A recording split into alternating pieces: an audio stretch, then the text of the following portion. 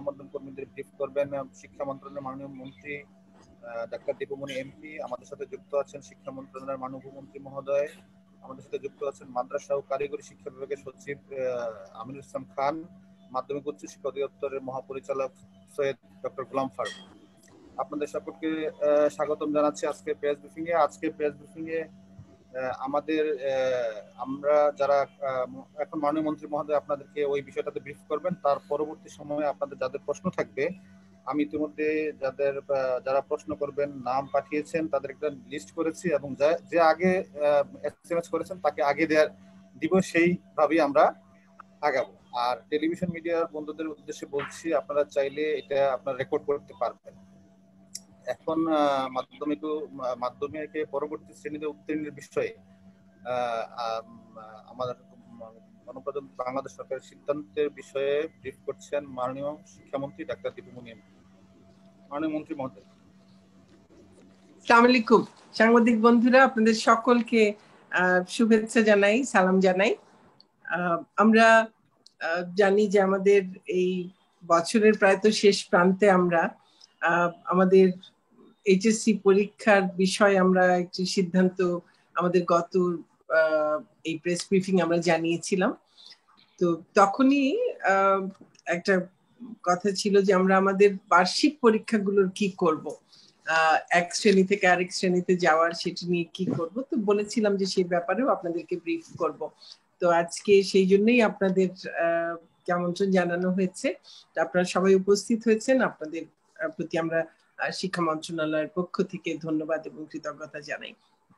আপনারা জানেন যে গত মার্চ মাসে শিক্ষা প্রতিষ্ঠানগুলো বন্ধ করে দেওয়ার প্রায় সাথে সাথে আমরা টিভিতে ক্লাস শুরু করি, সংসদ টেলিভিশনে, এবং এরপরে অনলাইন ক্লাসেরও আমরা ব্যবস্থা নিয়েছি।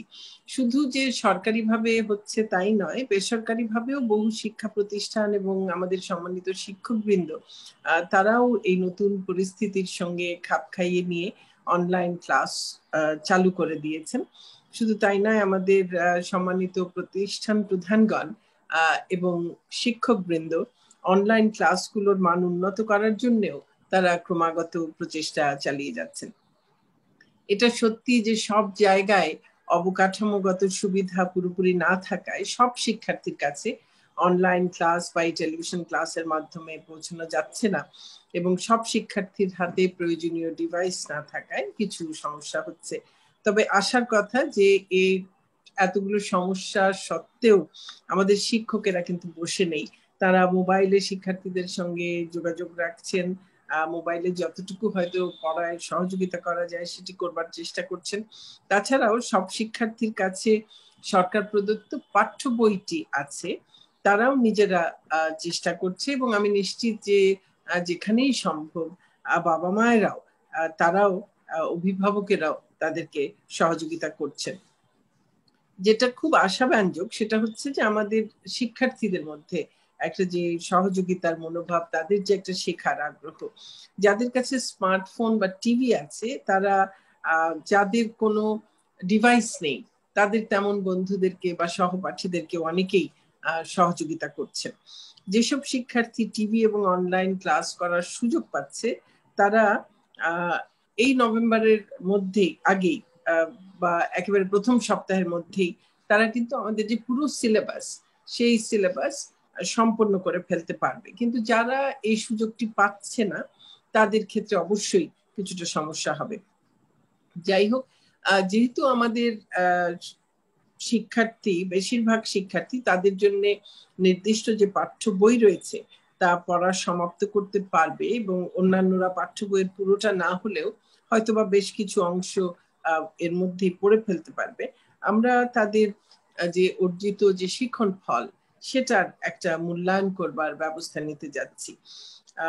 তবে এই মূল্যায়ন যেন তাদের উপর কোনো ধরনের শারীরিক মানসিক কোনো ধরনের চাপ সৃষ্টি না করে। আবার অন্যদিকে শিক্ষকবৃন্দ এবং শিক্ষার্থীরাও নিজেরাও যেন তাদের পাঠ অগ্রগতি এবং কোথায় দুর্বলতা সেগুলো সম্পর্কে যেন ধারণা লাভ করতে পারে। সেজন্য সার্বিক দিকগুলো বিবেচনা করেই আমরা যে পদক্ষেপগুলো নিচ্ছি সেগুলো এরকম। এনসিটিপি মাধ্যমিক পর্যায়ের জন্য 30 কর্মদিবসে সম্পন্ন করা যায় এমন একটি সিলেবাস প্রণয়ন করেছে। সংশ্লিষ্ট শ্রেণীর বিষয়ভিত্তিক শিক্ষণ ফলের গুরুত্ব বিবেচনা করে সিলেবাসটি এমনভাবে প্রণয়ন করা হয়েছে যেন তা পরবর্তী ক্লাসের শিক্ষণ ফল অর্জনে সহায়তা করে। প্রণীত সিলেবাসটি মাঠ পর্যায়ের কর্মকর্তাদের মাধ্যমে সারা দেশের মাধ্যমিক পর্যায়ের সকল শিক্ষা প্রতিষ্ঠান প্রধানের নিকট পৌঁছানোর ব্যবস্থা করা হবে। এছাড়া সিলেবাসটি সংশ্লিষ্ট অধিদপ্তরের ওয়েবসাইটে প্রকাশ করা হবে। এনসিটিপি সংশ্লিষ্ট বিষয় বিশেষজ্ঞগণের সহায়তায় উল্লেখিত সিলেবাস থেকে অ্যাসাইনমেন্টের জন্য বিষয়বস্তু তারা নির্ধারণ করেছেন। প্রণীত অ্যাসাইনমেন্ট মাঠ পর্যায়ের কর্মকর্তাদের মাধ্যমে সারা দেশের মাধ্যমিক পর্যায়ের সকল শিক্ষা প্রতিষ্ঠান প্রধানের নিকট পৌঁছানোর ব্যবস্থা করা হবে। প্রতিষ্ঠান প্রধানগণ প্রতি সপ্তাহের অ্যাসাইনমেন্ট প্রতি সপ্তাহে শিক্ষার্থীদের নিকট পৌঁছানোর ব্যবস্থা করবেন। শিক্ষার্থীরা এই অ্যাসাইনমেন্ট সম্পন্ন করে পরবর্তী সপ্তাহের নির্দিষ্ট দিনে নিজ শিক্ষা প্রতিষ্ঠানে জমা দেবে এবং পরবর্তী সপ্তাহের অ্যাসাইনমেন্ট সংগ্রহ করবে।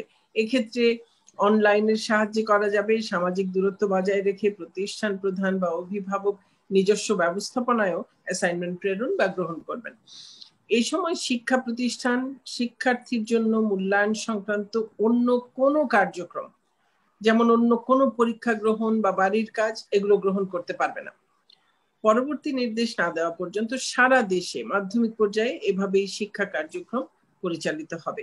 অ্যাসাইনমেন্ট মূল্যায়নের মাধ্যমে শিক্ষকবৃন্দ শিক্ষার্থীদের দুর্বল দিকগুলো চিহ্নিত করে পরবর্তী শিক্ষাবর্ষে সেগুলো দূর করার যথাযথ উদ্যোগ গ্রহণ করবেন।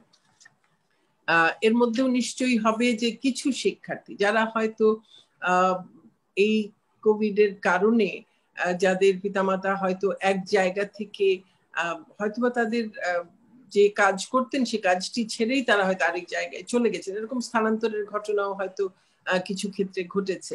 যেখানে এরকম স্থানান্তরের ঘটনা ঘটেছে সেখানে শিক্ষার্থীরা তাদের এবং অভিভাবকদেরকে অনুরোধ করব তারা তাদের নিকটবর্তী যে শিক্ষা প্রতিষ্ঠানগুলো আছে, এক তো ওয়েবসাইটে পাবেন, টেলিভিশনের মাধ্যমে পাবেন, যদি সেগুলোতে তাদের অ্যাক্সেস না থাকে তাহলেও তারা তাদের নিকটবর্তী যে কোনো মাধ্যমিক শিক্ষা প্রতিষ্ঠানে সেখানে প্রতিষ্ঠান প্রধানদের সঙ্গে যোগাযোগ করে তারা এই সিলেবাস এবং এই অ্যাসাইনমেন্ট সেগুলো সংগ্রহ করতে পারবেন এবং অ্যাসাইনমেন্ট সম্পন্ন করে সেই শিক্ষা প্রতিষ্ঠানে তারা দিতে পারবেন।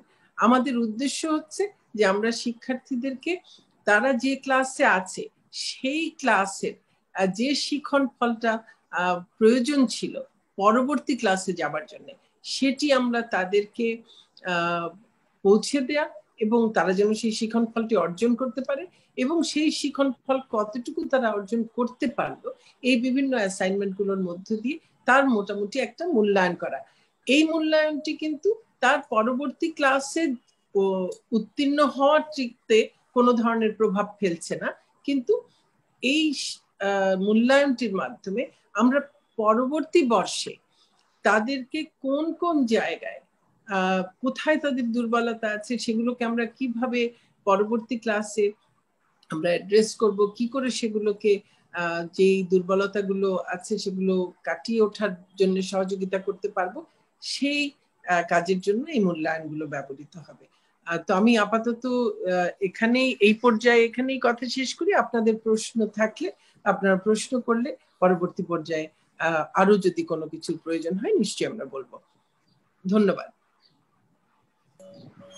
মাননীয় মন্ত্রী মহোদয়, আপনাকে অসংখ্য ধন্যবাদ। এখন এই মুহূর্তে প্রশ্ন করতে চেয়েছেন নুরুজ্জামান মামুন। আজকালের খবর আছেন নুরুজ্জামান মামুন, আপনি কি আজ যুক্ত আছেন? জি আমি আছি। খায়র ভাই আমাকে শোনা যাচ্ছে? হ্যাঁ আপনাকে শোনা যাচ্ছে, প্লিজ।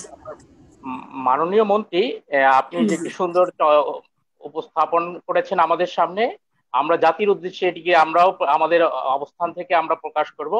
একটি বিষয় জানার রয়েছে যে সমস্ত শিক্ষার্থীরা অলরেডি মাইগ্রেশন করে বিভিন্ন জায়গায় চলে গেছে তার শিক্ষা প্রতিষ্ঠান ছেড়ে, সেক্ষেত্রে তাদের কিভাবে এই মূল্যায়নটা হবে। আরেকটি প্রশ্ন হলো যে ভর্তি মৌসুম, আগামী শিক্ষাবর্ষের ভর্তি মৌসুম কিন্তু চলে এসেছে, সেই ভর্তি আমাদের প্রথম এবং নবম শ্রেণী ছাড়া প্রতিটি ক্লাসে ভর্তি পরীক্ষার মাধ্যমে ভর্তি করা হয়ে থাকে।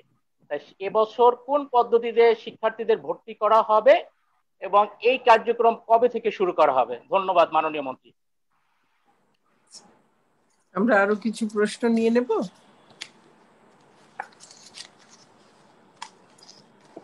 এই মুহূর্তে আমি প্রশ্ন করার জন্য অনুরোধ জানাচ্ছি মুরসালিন জুনায়েদ, চ্যানেল 24।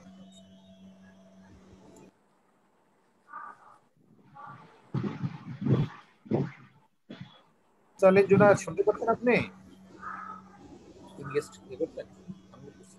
শুনতে পাচ্ছেন মাননীয় মন্ত্রী?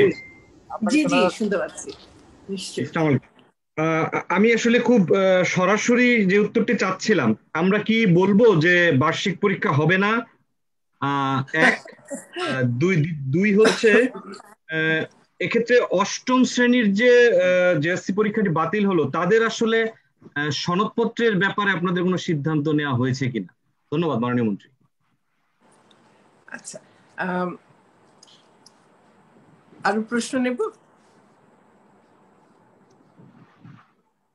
আমি প্রশ্ন করার জন্য অনুরোধ জানাচ্ছি আতিকা রহমান, আরটিভি। আতিকা রহমান, আরটিভি, আপনি শুনতে পাচ্ছেন?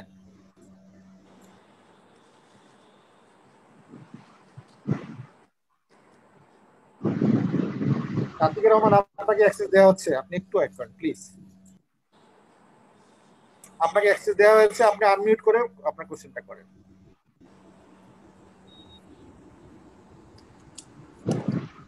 আপনি আনমিউট করেন আতিকা রহমান, আপনি নিজে আনমিউট করেন। আপনি নিজে তো মিউট করে রেখেছেন, তো এখানে ক্লিক করলে আনমিউট হয়ে যাবেন, আমরা অ্যাক্সেস দিয়ে দিয়েছি।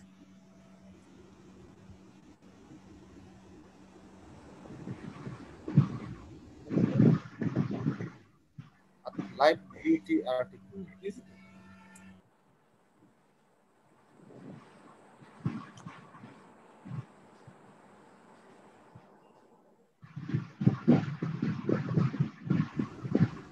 আমার মনে হচ্ছে আতিকা রহমান, শুনতে পাচ্ছেন আমার কথা? মাননীয় মন্ত্রী, একটা বিষয় জানতে চাচ্ছি যে যারা অনলাইন ক্লাস করেছে, বিশেষ করে গ্রাম পর্যায়ে আছে, অনেকেই তো অনলাইন ক্লাস করতে পারেনি, তো এবং যারা ক্লাস করেনি এবং যারা করেছে তাদের মধ্যে কিন্তু একটা বড় ধরনের একটা পার্থক্য তৈরি হয়ে যাচ্ছে। অনেকেই বলছে শিক্ষাবর্ষকে এক্সটেনশন করার জন্য, যাতে করে তারা যে ক্লাসের মানে পাঠ্য বইটা ছিল সেটা সম্পর্কে ভালোভাবে তারা অবগত হতে পারে। কারণ শুধুমাত্র তাদেরকে মানে প্রমোশন দিয়ে দিলেই তো তাদের আগের যে ক্লাসের যে পড়াটা ছিল এটার কিন্তু একটা গ্যাপ তারা থেকে যাচ্ছে, বিশেষ করে বিজ্ঞান, গণিত, ইংরেজি এই ধরনের মানে গুরুত্বপূর্ণ সাবজেক্টে। তাদের বিষয়ে কি আপনাদের কোনো চিন্তা ভাবনা হয়েছে কিনা, বা শিক্ষাবর্ষ এক্সটেনশন করার কোনো পরিকল্পনা আছে কিনা? এখন প্রশ্ন করার জন্য আমি জানাচ্ছি মুস্তাক আহমেদ, প্রথম আলো।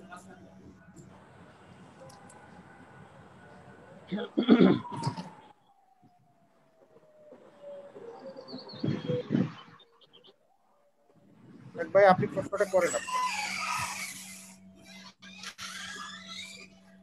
মুস্তাক ভাই শুনতে পাচ্ছেন? মুস্তাক আহমেদ শুনতে পাচ্ছেন?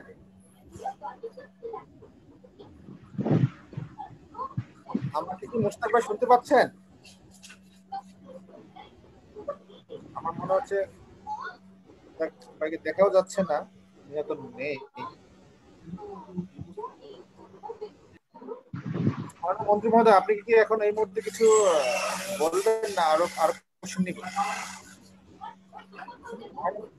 মাননীয় মন্ত্রী মহোদয়। জি, আমরা আরো কোশ্চেন নিব। হ্যাঁ, আরো প্রশ্ন নিয়ে নিতে পারি, আর নাহলে চাইলে আমি এখনো এগুলোর উত্তর দেবার চেষ্টা করতে পারি। আমার মনে হয় আর 5-6টি প্রশ্ন নিয়ে মন্ত্রী মহোদয় নিয়ে তারপরে একবারে যদি প্রশ্ন উত্তর দেই তাহলে বোধহয় ভালো হয়। জি, আচ্ছা ঠিক আছে মাননীয় মন্ত্রী মহোদয়।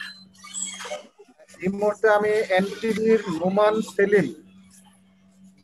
সেলিম আপনাকে আপনার প্রশ্নটি করার জন্য অনুরোধ জানাচ্ছি। নোমান সেলিম, আপনি আনমিউট করে আপনার প্রশ্নটি করেন প্লিজ। আপনি শুনতে পাচ্ছেন নোমান সেলিম, এনটিভি? খায়র ভাই, আপনি কি আমাকে শুনছেন? হ্যাঁ, শোনা যাচ্ছে। জি, মাননীয় মন্ত্রী, আপনাকে অসংখ্য ধন্যবাদ। এই করোনাকালীন পরিস্থিতিতে আপনারা শিক্ষা ব্যবস্থাকে এবং শিক্ষার্থীদের জন্য কাজ করছেন, এজন্য শিক্ষার্থীদের পক্ষ থেকে আপনাকে ধন্যবাদ। আমার প্রশ্ন হলো যে এই মুহূর্তে আপনারা যে পদক্ষেপটা নিয়েছেন 30 দিনের একটা সংক্ষিপ্ত সিলেবাস করে, এখন সামনে যে পরীক্ষা মূল্যায়নটা কি হবে এবং পরীক্ষাটা আদৌ হবে কিনা এটি আপনার কাছে জানতে চাচ্ছি। ধন্যবাদ মাননীয় মন্ত্রী। Thank you Noman Selim. এই মুহূর্তে আমি মুস্তফা মল্লিক চ্যানেলাই মুস্তফা মল্লিক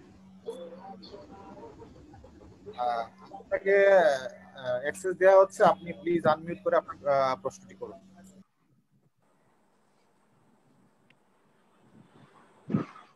আমাকে শোনা যাচ্ছে খায়ের ভাই? জি শোনা যাচ্ছে। যে আপা কেমন আছেন? আপনি ভালো? ভালো, হ্যাঁ অনেক ধন্যবাদ, ভালো আছি আলহামদুলিল্লাহ। আচ্ছা আপা, আমার প্রশ্নটা ছিল, এরই মধ্যে আমার দুজন কলিগ প্রশ্ন করে ফেলেছে।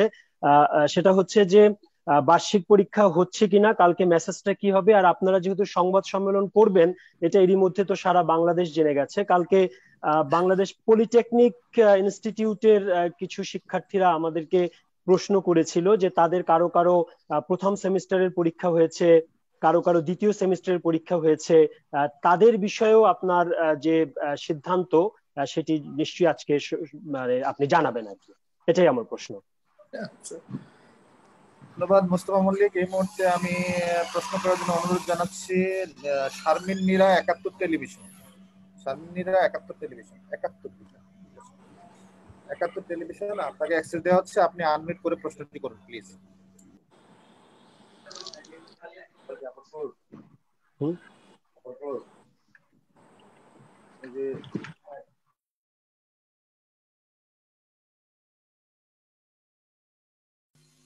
শারমিন নীরা আপনি আনমিউট করুন প্লিজ। আপনার ওইখানে আনমিউট করে তারপর আপনার কোশ্চেনটি করতে পারেন। আপনার ওইখানে আনমিউট করা আছে তো, মিউট করা আছে তো, আপনি নিজে ক্লিক করে আনমিউট করুন, তারপর আপনার কোশ্চেনটি করুন। হ্যাঁ, আপনার কথা শোনা যাচ্ছে না, প্লিজ।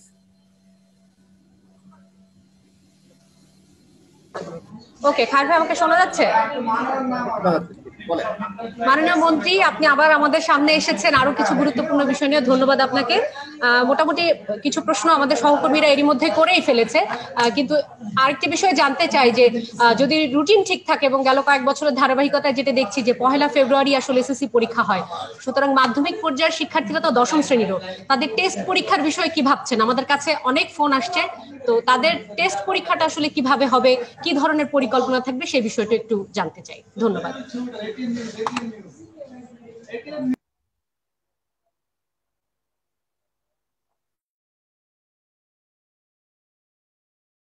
ধন্যবাদ শারমিন নীরা। এই মুহূর্তে প্রশ্ন করার জন্য অনুরোধ জানাচ্ছি নূরে আলম, পিন্টু, ইন্ডিপেন্ডেন্ট টেলিভিশন। আপনি আনমিউট করে আপনার প্রশ্ন করুন। মাননীয় শিক্ষামন্ত্রী, আসসালামু আলাইকুম। আপনি নিশ্চয়ই ভালো আছেন। আমার দুটো প্রশ্ন ছিল। একটি প্রশ্ন হচ্ছে জেএসসি পরীক্ষা যেহেতু এবার বাতিল হয়েছে, এবং 8ম শ্রেণীতে মূল্যায়নটা কিভাবে হবে? কারণ হচ্ছে 8ম শ্রেণীর পরে যখন শিক্ষার্থীরা 9ম শ্রেণীতে ওঠে, তাদের একটি বিষয় থাকে সায়েন্স, কমার্স, আর্টস পাওয়ার একটি বিষয় থাকে। তো এইটি আসলে কিভাবে শিক্ষা প্রতিষ্ঠানগুলো নির্ধারণ করবে? আরেকটি বিষয় হচ্ছে যে আপনি আজকে জানিয়েছেন যে অ্যাসাইনমেন্টের মাধ্যমে শিক্ষার্থীদের ত্রুটি এবং দুর্বলতা গুলো তুলে ধরা হবে, কিন্তু আমরা যদি দেখি মফস্বলের যে স্কুলগুলো রয়েছে, মফস্বলের বিশেষ করে এমপিও ভুক্ত অথবা এমপিও বিহীন যে স্কুলগুলো রয়েছে, সেগুলোর আসলে কতটুকু বাস্তবতা আছে, অথবা শিক্ষকদের কতটুকু সামর্থ্য আছে যে এই অ্যাসাইনমেন্টের মাধ্যমে শিক্ষার্থীদেরকে অ্যাসাইনমেন্ট দেয়া, আবার সেই সব শিক্ষার্থীদের অ্যাসাইনমেন্ট করে আবার শিক্ষকদের কাছে দেয়া এবং সেখান থেকে দুর্বলতা তুলে ধরার, এই বাস্তবতা কতটুকু আছে, সেই শিক্ষা প্রতিষ্ঠানগুলোর আসলে শিক্ষার্থীদের এই মূল্যায়নটা কিভাবে হবে? ধন্যবাদ মাননীয় শিক্ষামন্ত্রী। ধন্যবাদ নুরে আলম। কিন্তু এই মুহূর্তে প্রশ্ন করার জন্য অনুরোধ জানাচ্ছি S M Abbas. S M Abbas, আপনি কি শুনতে পাচ্ছেন? আপনার যদি কোনো কোশ্চেন থাকে, হয়তোবা আপনার অনেকে প্রশ্ন করে ফেলেছে, হয়তোবা আপনি যে প্রশ্ন করতে চেয়েছেন সেটা হয়তো করা হয়ে গেছে, আর যদি আপনার নতুন কোশ্চেন থাকে আপনি প্রশ্নটা করতে পারেন। এস এম আব্বাস, আপনাকে অ্যাক্সেস দেওয়া হয়েছে, আপনি আনমিউট করে জাস্ট প্রশ্নটি করুন। আমাকে কি শোনা যাচ্ছে? হ্যাঁ, শোনা যাচ্ছে। Thank you. 8ম শ্রেণীর যেহেতু পাবলিক পরীক্ষা, সে কারণে এই মূল্যায়নের ভিত্তিতে সনদটি দিলে কি ধরনের মূল্যায়ন হবে? অর্থাৎ অটো পাস বলে দেওয়া হবে, নাকি মূল্যায়নটা কিরকম হবে? শিক্ষকরা নিজেরা সেই মূল্যায়নটি শ্রেণীকক্ষে মানে নিজ নিজ শিক্ষা প্রতিষ্ঠানে করবে কিনা, এটি একটি বিষয়। আর একটি বিষয় হচ্ছে যে শিক্ষা প্রতিষ্ঠানগুলো, মফস্বলের শিক্ষা প্রতিষ্ঠানগুলোর ক্যাপাসিটি নাই, যে আপনারা 30 দিনের মধ্যে বলছেন যে 30 দিনের মধ্যে একটা মানে পাঠ পরিকল্পনা করা হয়েছে, এই পাঠ পরিকল্পনা বাস্তবায়ন সেটি যদি অনলাইনে হয় তাহলে মফস্বলের শিক্ষার্থীরা অনেকেই এটি গ্রহণ করতে পারবে না। আর শিক্ষা প্রতিষ্ঠান খোলার মতো অবস্থা বোধহয় নেই। আসলে কি নভেম্বরে শিক্ষা প্রতিষ্ঠান খোলা যাবে বলে আপনারা মনে করেন? ধন্যবাদ। ধন্যবাদ এস এম আব্বাস। আমি প্রশ্ন করার জন্য অনুরোধ জানাচ্ছি মুরাদ হুসাইন, জাগো নিউজ 24.com।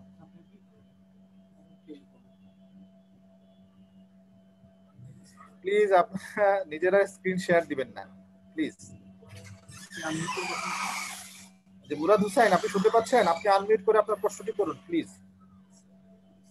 মুরাদ হুসাইন, আপনি আনমিউট করেন। জি, আসসালামু আলাইকুম। শোনা যাচ্ছে আমাকে? হ্যাঁ, শোনা যাচ্ছে। আচ্ছা, সবাইকে ধন্যবাদ। মন্ত্রী মহোদয়, আসসালামু আলাইকুম। মন্ত্রী মহোদয়, একটা জটিল বিষয় জানতে পারলাম যে মানে এই যে মাধ্যমিক পর্যায়ে শিক্ষার্থীদেরকে অ্যাসাইনমেন্টের মাধ্যমে মাসিক 4টা অ্যাসাইনমেন্ট করে পরবর্তী ক্লাসে আসলে উন্নীত করা হবে। তো এটা আমাদের কাছে খুব জটিল মনে হচ্ছে। আসলে মানে এই মফস্বল পর্যায়ে শিক্ষক বা শিক্ষার্থীরা এটা কতটুকু বুঝবে বা কতটুকু এটা ওভারকাম করতে পারবে আর কি, এটা নিয়ে একটা বড় প্রশ্ন তৈরি হচ্ছে। পাশাপাশি আমি একটা বিষয় জানতে চাচ্ছিলাম যে এই যে অ্যাসাইনমেন্ট করবে, এটা মূল্যায়ন করবে কিভাবে এবং এটা কতদিনের মধ্যে তারা মূল্যায়ন ফলটা পাবে, এটা যদি একটু বলেন।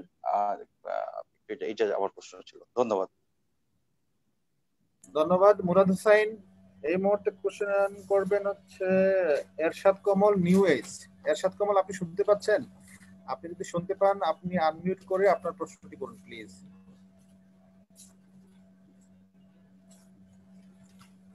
এরশাদ কমল, শুনতে পাচ্ছেন?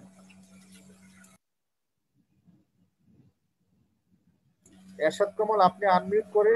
জি, আসসালামু আলাইকুম। আমাকে শুনতে পাচ্ছেন? হ্যাঁ, শোনা যাচ্ছে প্লিজ। জি, আসসালামু আলাইকুম। মাননীয় মন্ত্রী, আমার একটা প্রশ্ন সেটা হচ্ছে জেএসসি এবং জেএসসি এবং এইচএসসি পরীক্ষার রেজাল্টের উপর ভিত্তি করে সাধারণত স্কলারশিপ দেওয়া হয়। তো এবার যেহেতু দুটো পরীক্ষাই বাতিল হচ্ছে, তো স্কলারশিপ কিভাবে অ্যাওয়ার্ড করা হবে এই বিষয়ে কোনো চিন্তা ভাবনা করছেন কিনা? ধন্যবাদ। ধন্যবাদ এরশাদ কমল। এই মুহূর্তে প্রশ্ন করবেন অভিজিৎ, ভোরের কাগজ। অভিজিৎ, আপনি আনমিউট করে আপনার প্রশ্নটি করবেন প্লিজ। জি, আপনি শোনা যাচ্ছে খায়ের ভাই?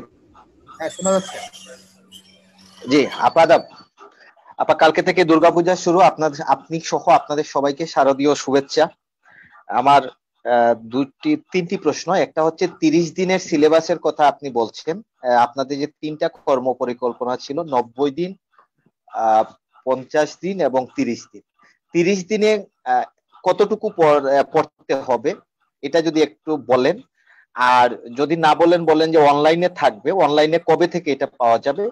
আর টিউশন ফির ব্যাপারে স্কুলে যে অভিভাবক এবং শিক্ষার্থীরা যে শিক্ষকদের স্কুলে টিউশন ফি ফেরতে বা সমন্বয়ের ব্যাপারে সেটা কতটুকু এগুলো। আর 2021 সালের 1 ফেব্রুয়ারি থেকে এসএসসি পরীক্ষা শুরু হচ্ছে কিনা। ধন্যবাদ। ধন্যবাদ অভিজিৎ দা। এই মুহূর্তে প্রশ্ন করার জন্য ডেইলি স্টারের মহিউদ্দিন, আপনাকে অনুরোধ জানাচ্ছি আপনি আনমিউট করে আপনার প্রশ্নটি করুন প্লিজ।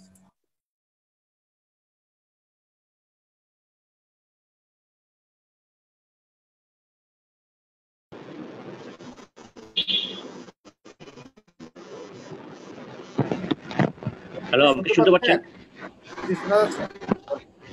আচ্ছা, আসসালামু আলাইকুম সবাইকে। মাননীয় মন্ত্রী, আমি একটা বিষয় জানতে চাচ্ছিলাম, সেটা হচ্ছে যে অ্যাসাইনমেন্ট বেসড যেই মূল্যায়নের কথা আপনি বলছেন, সেটা দিয়ে কি প্রমোশনটাও হবে কিনা, এটা একটা বিষয় একটু ক্লিয়ার করার জন্য।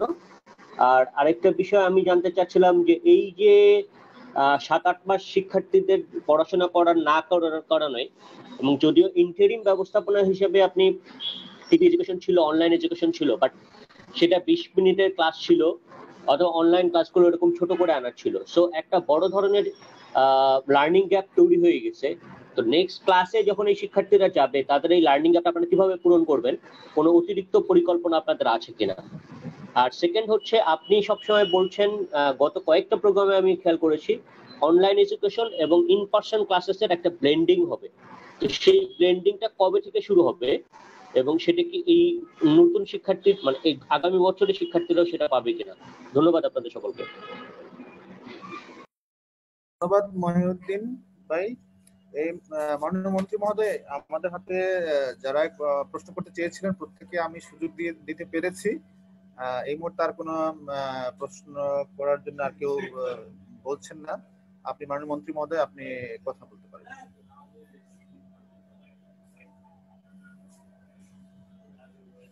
মাননীয়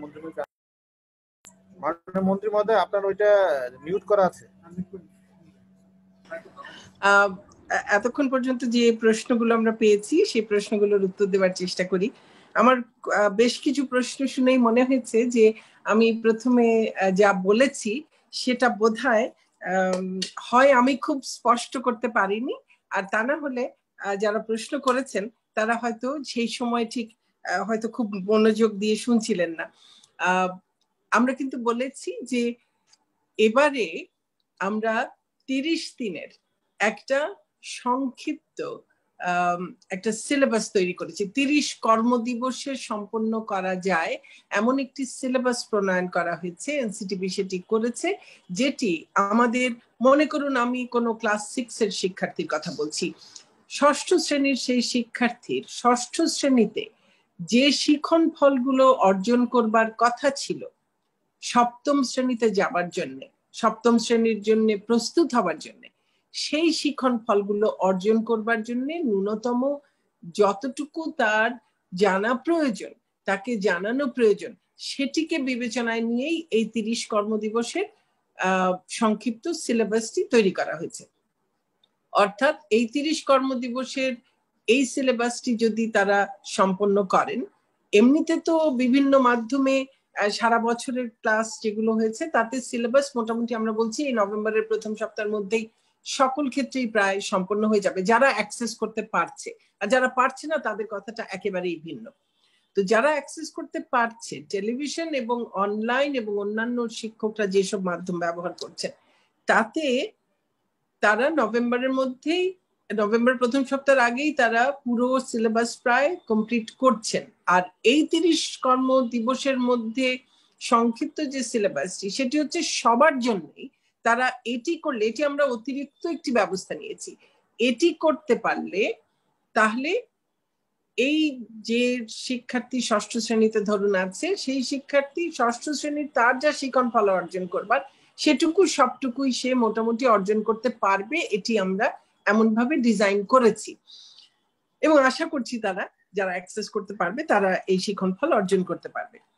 এই 30 কর্মদিবসের যে আমরা সিলেবাসটি করেছি তার উপরেই আমরা প্রত্যেক সপ্তাহের জন্য একটা করে অ্যাসাইনমেন্টও ডিজাইন করা হয়েছে। এটা এমন নয় যে কেউ কেউ প্রশ্ন করেছেন পরে আছে যে মফস্বলের শিক্ষকেরা বা সকল শিক্ষকেরই এই ক্যাপাসিটি আছে কিনা, এই সক্ষমতা আছে কিনা, দক্ষতা আছে কিনা যে একটা অ্যাসাইনমেন্ট তৈরি করে দেয় এবং অ্যাসাইনমেন্ট তারা করলে সেই অ্যাসাইনমেন্টের আবার সঠিক মূল্যায়ন করা। অ্যাসাইনমেন্টটি কি হবে এবং অ্যাসাইনমেন্টের মূল্যায়নও কিভাবে হবে সেগুলোও কিন্তু আমাদের এই আমরাই ডিজাইন করে দিচ্ছি সেগুলোকেও। আমার কথা কি মাঝখানে শোনা গেছে না হারিয়ে গেছিল? খায়ের সাহেব শোনা যাচ্ছে আমার কথা? শোনা গিয়েছে মন্ত্রী মহোদয়, শোনা গিয়েছে। আচ্ছা, তো আমরা কাজেই কোনো এখানে শিক্ষকদের সক্ষমতা আছে কি নেই, দক্ষতা আছে কি নেই সেটা আসলে খুব বেশি এখানে কোনো তফাৎ করবে বলে আমরা মনে করছি না। আচ্ছা, আপনাদের এই প্রশ্নগুলো, আর আরেকটি প্রশ্ন একেবারে সরাসরি অনেকে যেটি জিজ্ঞেস করেছেন, আমি কিন্তু বলেছি যে আমরা কোনো পরীক্ষা নয়, এবারের যে পরিস্থিতি সেই পরিস্থিতিতে কোনো পরীক্ষা নয়, আমরা এই মূল্যায়নটা যে করছি এই মূল্যায়নটাও যেন কোনো ধরনের চাপ সৃষ্টি না করে। কারণ এই প্যান্ডেমিকের মধ্যে এমনিতেই নানান ধরনের একটা চাপ তো আছেই। তো আমরা চাই না যে এই মূল্যায়ন দিয়ে আবার কোন রকমের অতিরিক্ত চাপ হোক। কিন্তু এই মূল্যায়নগুলো শুধুমাত্র আমাদের বোঝার জন্য যে শিক্ষার্থীরা তাদের কোথায় কোথায় দুর্বলতা আছে, তাহলে আমরা আমাদের পরবর্তী শিক্ষাবর্ষে তাদের সেই দুর্বলতাগুলোকে কাটিয়ে উঠবার জন্য তাদেরকে আর কিভাবে আমরা সহযোগিতা করতে পারবো, আর কোথায় কোথায় রেমেডিয়াল ক্লাসেস করাতে পারবো, অতিরিক্ত ক্লাস করানো দরকার হবে, কিংবা বিশেষভাবে আমরা সেখানেও কোনো স্পেশাল ক্লাসের কোনো ব্যবস্থা করে তাদের জন্য এগুলো বোঝাবার চেষ্টা করব, সেই ব্যবস্থা আমরা নেব। এটি পুরোপুরি আমাদের বোঝার জন্য যে তারা এখন কি অবস্থাটায় আছে। কাজেই আপনারা যারা প্রশ্ন করেছেন যে বার্ষিক পরীক্ষা হচ্ছে কি হচ্ছে না, বার্ষিক পরীক্ষা হচ্ছে না, এটি হচ্ছে উত্তর। এবার কোনো বার্ষিক পরীক্ষা হচ্ছে না। আমরা এই 30 কর্মদিবসের এই সিলেবাসটি, সংক্ষিপ্ত সিলেবাসটি আমরা আবার করব। এটি অনেকটা যারা ইতোমধ্যে করেছেন তাদের জন্য একটা রিভিশন মতো হবে পুরো তাদের সিলেবাসের, এবং আর যারা করতে পারেননি তারাও যদি এই সময়ের শিক্ষকরা, আমরা বলবো যে কিভাবে শিক্ষকরা যাদের অ্যাক্সেস নেই তাদেরকেও কিভাবে এর মধ্যে নিয়ে আসতে পারে, সেটির আমরা সর্বোচ্চ আমরা প্রচেষ্টা এবার চালাবো। প্রথম থেকে যদি প্রশ্নগুলো ধরি, স্থানান্তরিত শিক্ষার্থীদের কি হবে, এটিও আমি গোড়াতে বলেছি যে বেশ কিছু শিক্ষার্থী হয়তো স্থানান্তরিত হয়ে গেছেন, বাবা মা ঢাকা শহরে বা বড় কোনো শহরে হয়তো চাকরি করতেন, প্যান্ডেমিকের কারণে হয়তো বা চাকরি হারিয়েছেন বা চাকরি বদল করেছেন, ভিন্ন কোথাও চলে গেছেন। সেই শিক্ষার্থী তার নিজের শিক্ষা প্রতিষ্ঠানে কি করে যাবে? নিজের শিক্ষা প্রতিষ্ঠানে যেহেতু পুরোটাই এখন অনলাইনে বা টেলিভিশনের মাধ্যমে, তো সেখানে যদি অনলাইন অ্যাক্সেস থাকে তাহলে তো সে বাংলাদেশের যেখানেই থাকুক সে তার নিজের শিক্ষা প্রতিষ্ঠানের সঙ্গেই যুক্ত থাকতে পারছে। যদি সেই সুযোগটি না থাকে, যাদের সেই সুযোগটি নেই, তারা তাদের নিকটবর্তী যে কোনো মাধ্যমিক শিক্ষা প্রতিষ্ঠান সেখানে সেখান থেকে অ্যাসাইনমেন্ট নিতে পারবে, সেখানে অ্যাসাইনমেন্ট জমা দিতে পারবে। তারপরেও আমরা আমাদের কেন্দ্রীয়ভাবেই আমরা আমাদের একটি ইমেইল অ্যাড্রেস বা আমাদের ওয়েবসাইটেও সেই ব্যবস্থা রাখবো যে যারা একেবারেই কোনো নিকটবর্তী শিক্ষা প্রতিষ্ঠানে যদি তাদের সমস্যা হয় বা কোনো কিছু হয়, তারা সরাসরি আমাদের কাছেও দিতে পারবেন, এরকম যেন একটি ব্যবস্থা থাকে আমরা সেটিরও চেষ্টা করব। তারা নিকটবর্তী সকল শিক্ষা প্রতিষ্ঠানের কাছে আমাদের বলা থাকবে যে তারা যেন যেসব শিক্ষার্থী হয়তো তাদের নিজের শিক্ষার্থী নয়, কিন্তু যারা স্থানান্তরিত হয়ে যাবার কারণে তার নিজের শিক্ষা প্রতিষ্ঠানের কাছে নেই, ওই শিক্ষা প্রতিষ্ঠান থেকে তাদের অভিভাবকের মাধ্যমে, শিক্ষকদের মাধ্যমে তারা এই অ্যাসাইনমেন্ট গুলো পেতে পারবে। আর অ্যাসাইনমেন্ট গুলো এবং সিলেবাস যেমন থাকবে ওয়েবসাইটে, অ্যাসাইনমেন্টও ওয়েবসাইটে থাকবে, কাজেই সেখান থেকেও কিন্তু তারা নিতে পারবে। ভর্তির কথা বলছেন যে কখন শুরু হবে, আগামী ক্লাসে ভর্তির ব্যাপারে এটি আজকে আমরা এই বিষয়টি বলছি না, আমরা এটি আরো দেখছি যে কি অবস্থা। কারণ আমরা এখন এমন অবস্থা যে এই মুহূর্তে কিন্তু আমি প্রেডিক্ট করতে পারছি না যে আমি কি 1 মাস পরে কি অবস্থায় থাকবো। কাজে আমাদের প্রত্যেকটা নিয়েই বারবারই আমরা বিভিন্ন পর্যায়ে আমাদের সিদ্ধান্ত নিতে হচ্ছে। কাজে ভর্তি কখন শুরু করতে পারবো, কি পদ্ধতিতে হবে, কারণ শুধু যদি অনলাইন পদ্ধতিতে হয় তাহলে একটা করা যায়, কিন্তু অনলাইন সবার কাছে অ্যাক্সেসিবল না। তো সেই ক্ষেত্রে আমরা কিভাবে করব বাকিদের জন্য সেটিরও আমরা সময় এবং সবকিছুই আমরা আপনাদেরকে পরবর্তীতে জানিয়ে দেব।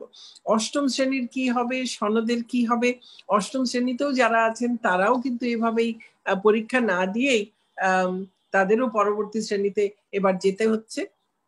আর সনদ, অষ্টম শ্রেণীতে একটি সনদ দেবার ব্যবস্থা আছে, সেই সনদটি ব্যাপারেও আমরা সিদ্ধান্ত জানিয়ে দেব। কারণ একটি বছরে এই 2020 সালে যারা অষ্টম শ্রেণীতে ছিল তারা অষ্টম শ্রেণীর কোনো সনদ পাবে না, সেটা তো আসলে হওয়া উচিত নয়, তাই না? যদিও তারা পরীক্ষা হয়তো দিচ্ছে না, কিন্তু সেই সনদটির ব্যবস্থা হবে। আমরা কিভাবে সেটি দেব সেটিও আমরা আপনাদেরকে পরবর্তীতে জানিয়ে দেব।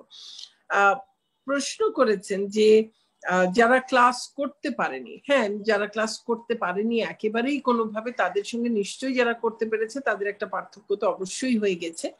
কাজে শিক্ষাবর্ষ আমরা বৃদ্ধি করব কিনা এই মুহূর্ত পর্যন্ত আমরা শিক্ষাবর্ষ, আমাদের এটিও চিন্তায় ছিল, আমি এর আগেও বহুবার আপনাদের সঙ্গে যখন আলাপ আলোচনা করেছি, আমি আমাদের মাননীয় উপমন্ত্রী মহোদয়, আমাদের সচিবগণ, আমাদের ডিজিরা, যখনই আমরা আলাপ আলোচনা করেছি, আমরা কিন্তু বলেছি যে আমরা অনেকগুলো জিনিসই বিবেচনায় রাখছি, সব ধরনের অপশনই বিবেচনায় রাখছি। তার মধ্যে শিক্ষাবর্ষ প্রয়োজন কিনা, আমাদের যদি প্রয়োজন হয় এটিকে বাড়িয়ে নেবার কয়েক মাস, আমরা সেটির জন্যও আমরা চিন্তা ভাবনায় রাখছি। কিন্তু এখন পর্যন্ত আমরা যে অবস্থায় আছি তাতে এখনো শিক্ষাবর্ষটাকে আর বাড়াবার কথা এখনো এই সিদ্ধান্তটি আমরা নিইনি। আমরা এবার এই যেই পদ্ধতিতে আমরা যাচ্ছি এই পদ্ধতিতেই যাব।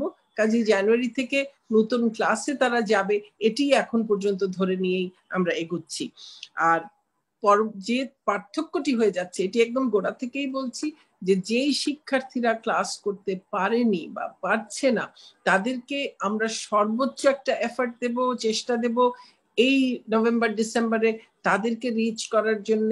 কমিউনিটির মধ্যে শিক্ষকদের ছোট ছোট গ্রুপ করে তাদের কাছে পৌঁছে যাওয়া, তাদেরকে পড়ানো, সেই চেষ্টাগুলোও আমরা করব।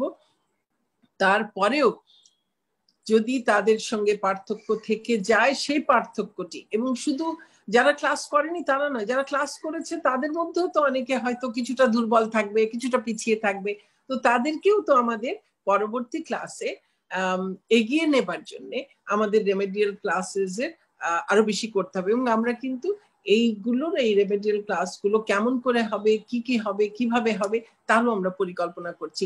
আর এই যে অ্যাসেসমেন্ট গুলোর কথা বলছি আমরা, এই অ্যাসেসমেন্ট গুলো আমাদেরকে সহযোগিতা করবে এই পুরো রেমেডিয়াল ক্লাসেস কিরকম হবে, কত এক্সটেন্সিভ হবে সেটা বুঝতে, সেটা পরিকল্পনা করতে আমাদেরকে সহায়তা করবে। আপনারা বলেছেন যে আবার ওই একই প্রশ্ন হয়েছে যে পরীক্ষা হবে কিনা, মূল্যায়ন কিভাবে হবে। তো এবার তো বললাম পরীক্ষা হচ্ছে না, আর মূল্যায়ন যেহেতু পরীক্ষা হচ্ছে না সেই মূল্যায়ন হচ্ছে না, কিন্তু যে মূল্যায়ন হচ্ছে সে মূল্যায়নটি হলো যে তাদের কোথায় কোথায় দুর্বলতা আছে সেটি বুঝে আমরা পরবর্তী ক্লাসে তাদেরকে এগিয়ে নেবার জন্য আমাদের কি করণীয় সেটির জন্য মূলত এই মূল্যায়নটি। পলিটেকনিক ইনস্টিটিউটের কথা বলেছেন মোস্তফা মল্লিক সাহেব। পলিটেকনিকদের বিষয়টি একটু ভিন্ন, তার কারণ হচ্ছে যে তাদের যারা প্রথম দ্বিতীয় বর্ষের তাদের যদি কথা বলি, যে তাদের যে পরীক্ষাগুলো সেখানে কিন্তু হাতে কলমের বহু জিনিস জড়িত, কাজে সেখানে শুধুমাত্রই তাত্ত্বিক বিষয় একটা যেহেতু নয়, সে কারণে তাদের বিষয়ে এই একই সিদ্ধান্ত আমরা তাদের ক্ষেত্রেও প্রযোজ্য করতে পারছি না।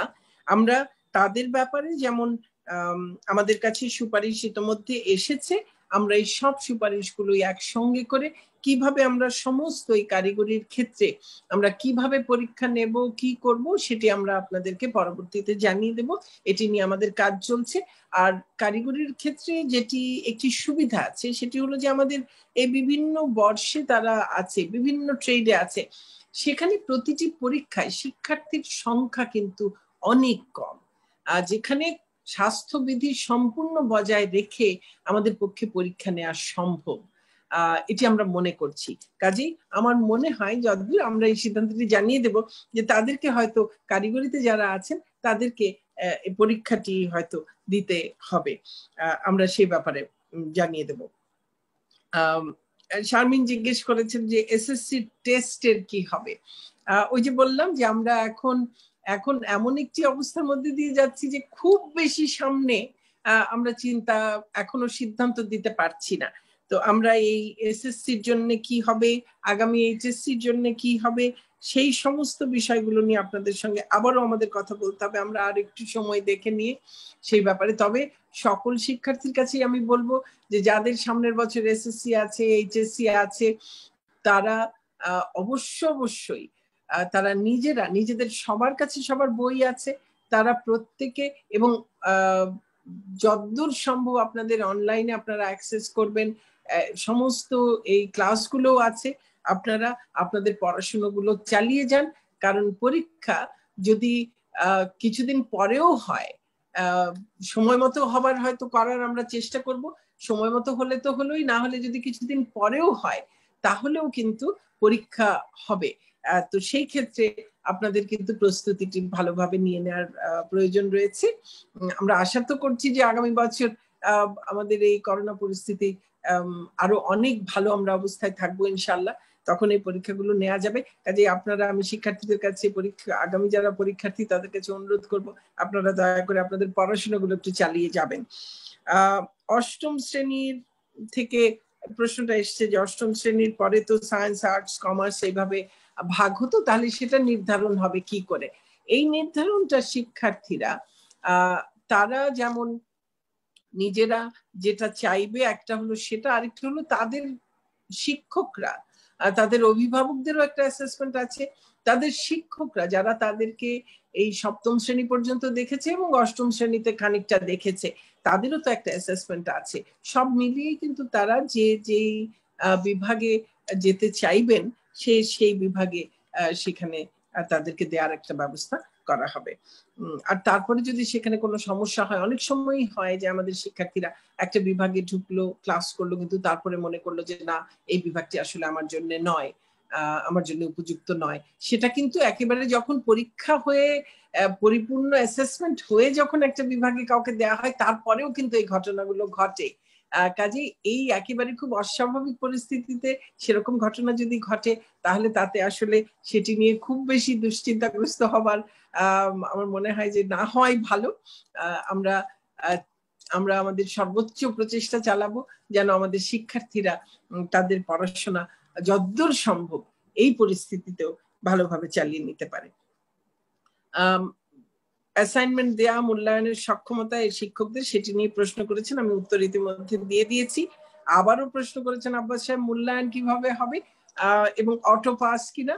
আমি তো গোড়াতেই বলেছি এবং আবারও সেটি ব্যাখ্যা দিয়েছি যে হ্যাঁ, এবার পরীক্ষা ছাড়াই সবাই পরবর্তী ক্লাসে যাচ্ছে, কিন্তু তারা, আমি প্রত্যেক শিক্ষার্থীকে বলবো, অভিভাবকদের বলবো, শিক্ষকদেরকে বলবো, আমার পরীক্ষা দিয়ে পরবর্তী ক্লাসে যেতে হচ্ছে না এটি সত্য, কিন্তু আমি যেন যদ্দূর সম্ভব আমার সুযোগ আছে, আমার শিখন ফল যা আমার অর্জন করবার কথা ছিল তা অর্জন করবার সেই সুযোগটি যেন প্রত্যেকটি শিক্ষার্থী যেন গ্রহণ করে, সেটি নিশ্চিত করবার জন্য সকল সম্মানিত অভিভাবক এবং সম্মানিত শিক্ষকের প্রতি এবং আমার একদম প্রাণপ্রিয় আমার শিক্ষার্থীদের প্রতি আমি বিশেষভাবে আবেদন জানাবো যে এই যত আমরা এই যে আগের যা ক্লাস করাচ্ছি তার সঙ্গে এই 30 কর্মদিবসের যেটি করাচ্ছি, এটি যেন সকলেই করবার একটু চেষ্টা করেন। যাদের অ্যাক্সেস আছে টেলিভিশন বা অনলাইনে তারা তো অবশ্যই করবেন, যাদের সরাসরি অ্যাক্সেস নেই তারাও তাদের সহপাঠী, বন্ধু, প্রতিবেশী, আত্মীয় যাদের মাধ্যমে সম্ভব করার চেষ্টা করবেন। আর শিক্ষকেরাও একেবারেই যাদের কাছে আমরা পৌঁছতে পারছি না তাদের কাছেও গ্রুপ করে, ছোট ছোট গ্রুপ করে কমিউনিটির মধ্যেই তাদেরকে এই বিষয়গুলো পড়িয়ে দেবার একটু চেষ্টা করবেন।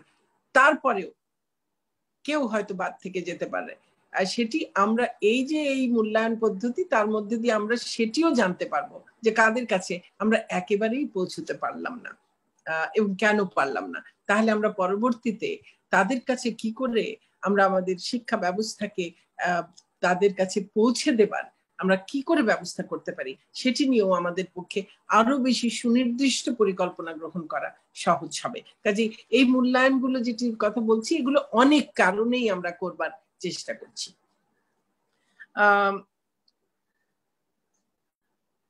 নভেম্বরে শিক্ষা প্রতিষ্ঠান খোলা যাবে কিনা জিজ্ঞেস করেছেন, আপনাদের কি মনে হয়? এখনো পর্যন্ত যে অবস্থা তাতে শিক্ষা প্রতিষ্ঠান এখন যেখানে যেখানে খুলেছিল এখন অধিকাংশ জায়গায় সেখানে বন্ধ করার পথে আছে। তো আমরা এই মুহূর্তে আর যেহেতু একটা শীতকাল নিয়ে এক ধরনের একটা দুশ্চিন্তা আছে সব জায়গায়, বিশেষজ্ঞ মহলও বলছেন, সে কারণে আমরা আমাদের যে এই বিষয়ক এই কোভিড বিষয়ক যে জাতীয় পরামর্শক কমিটি রয়েছে আমরা তাদের সঙ্গেও আলাপ আলোচনা করব এবং তার মাধ্যমে আমরা যখন মনে করব যে আমাদের শিক্ষার্থী, শিক্ষক, অভিভাবক তাদের স্বাস্থ্য ঝুঁকি নেই বা খুবই সামান্য হয়তো বা মানে যেটিকে যেই রিস্কটুকু নেওয়া সম্ভব সেরকম একটা অবস্থায় যদি যায় তখন আমরা খুলতে পারবো। সেটি কবে হবে সেটি আসলে আমাদের কারো পক্ষে এই মুহূর্তে বলা সম্ভব নয়। আরেকজন আবারও জাগো থেকে প্রশ্ন করেছেন যে অ্যাসাইনমেন্ট দিয়ে কিভাবে উত্তীর্ণ করা যাবে। উত্তর বোধহয় ইতোমধ্যে হয়ে গেছে, আর আবার বলার দরকার নেই। কতদিনে মূল্যায়ন, কতদিনে ফলাফল, এটি প্রতি সপ্তাহে তারা অ্যাসাইনমেন্ট গুলো জমা দেবে, সেগুলো ধারাবাহিকভাবে মূল্যায়ন হয়ে যেতে থাকবে, আর এখানে ফলাফলের তো কোনো বিষয় থাকছে না। আমরা জানবো যে তাদের এই অ্যাসাইনমেন্টের মাধ্যমে তাদের অবস্থাটা কেমন হলো, কারণ আমরা এটিতে কোনো ধরনের কোনো মার্কিং সেভাবে করে গ্রেডিং কোনো কিছু আমরা করতে চাই না, কারণ যে অস্বাভাবিক পরিস্থিতির মধ্যে দিয়ে আমাদের শিক্ষার্থীরা যাচ্ছে, এখানে এই অ্যাসাইনমেন্টের মাধ্যমে যদি গ্রেডিং হয়, কিছু হয়, সেটি বোধহয় খুব সঠিক হবে না সেটি করা। তাহলে আমাদের শিক্ষার্থীদের এমনিতেই আমরা এই যে আমাদের অনেক বেশি পরীক্ষা পরীক্ষা পরীক্ষা নির্ভর আমাদের শিক্ষা ব্যবস্থা, সেটাকেই তো আমরা অনেকটা বদলে ফেলতে চাইছি।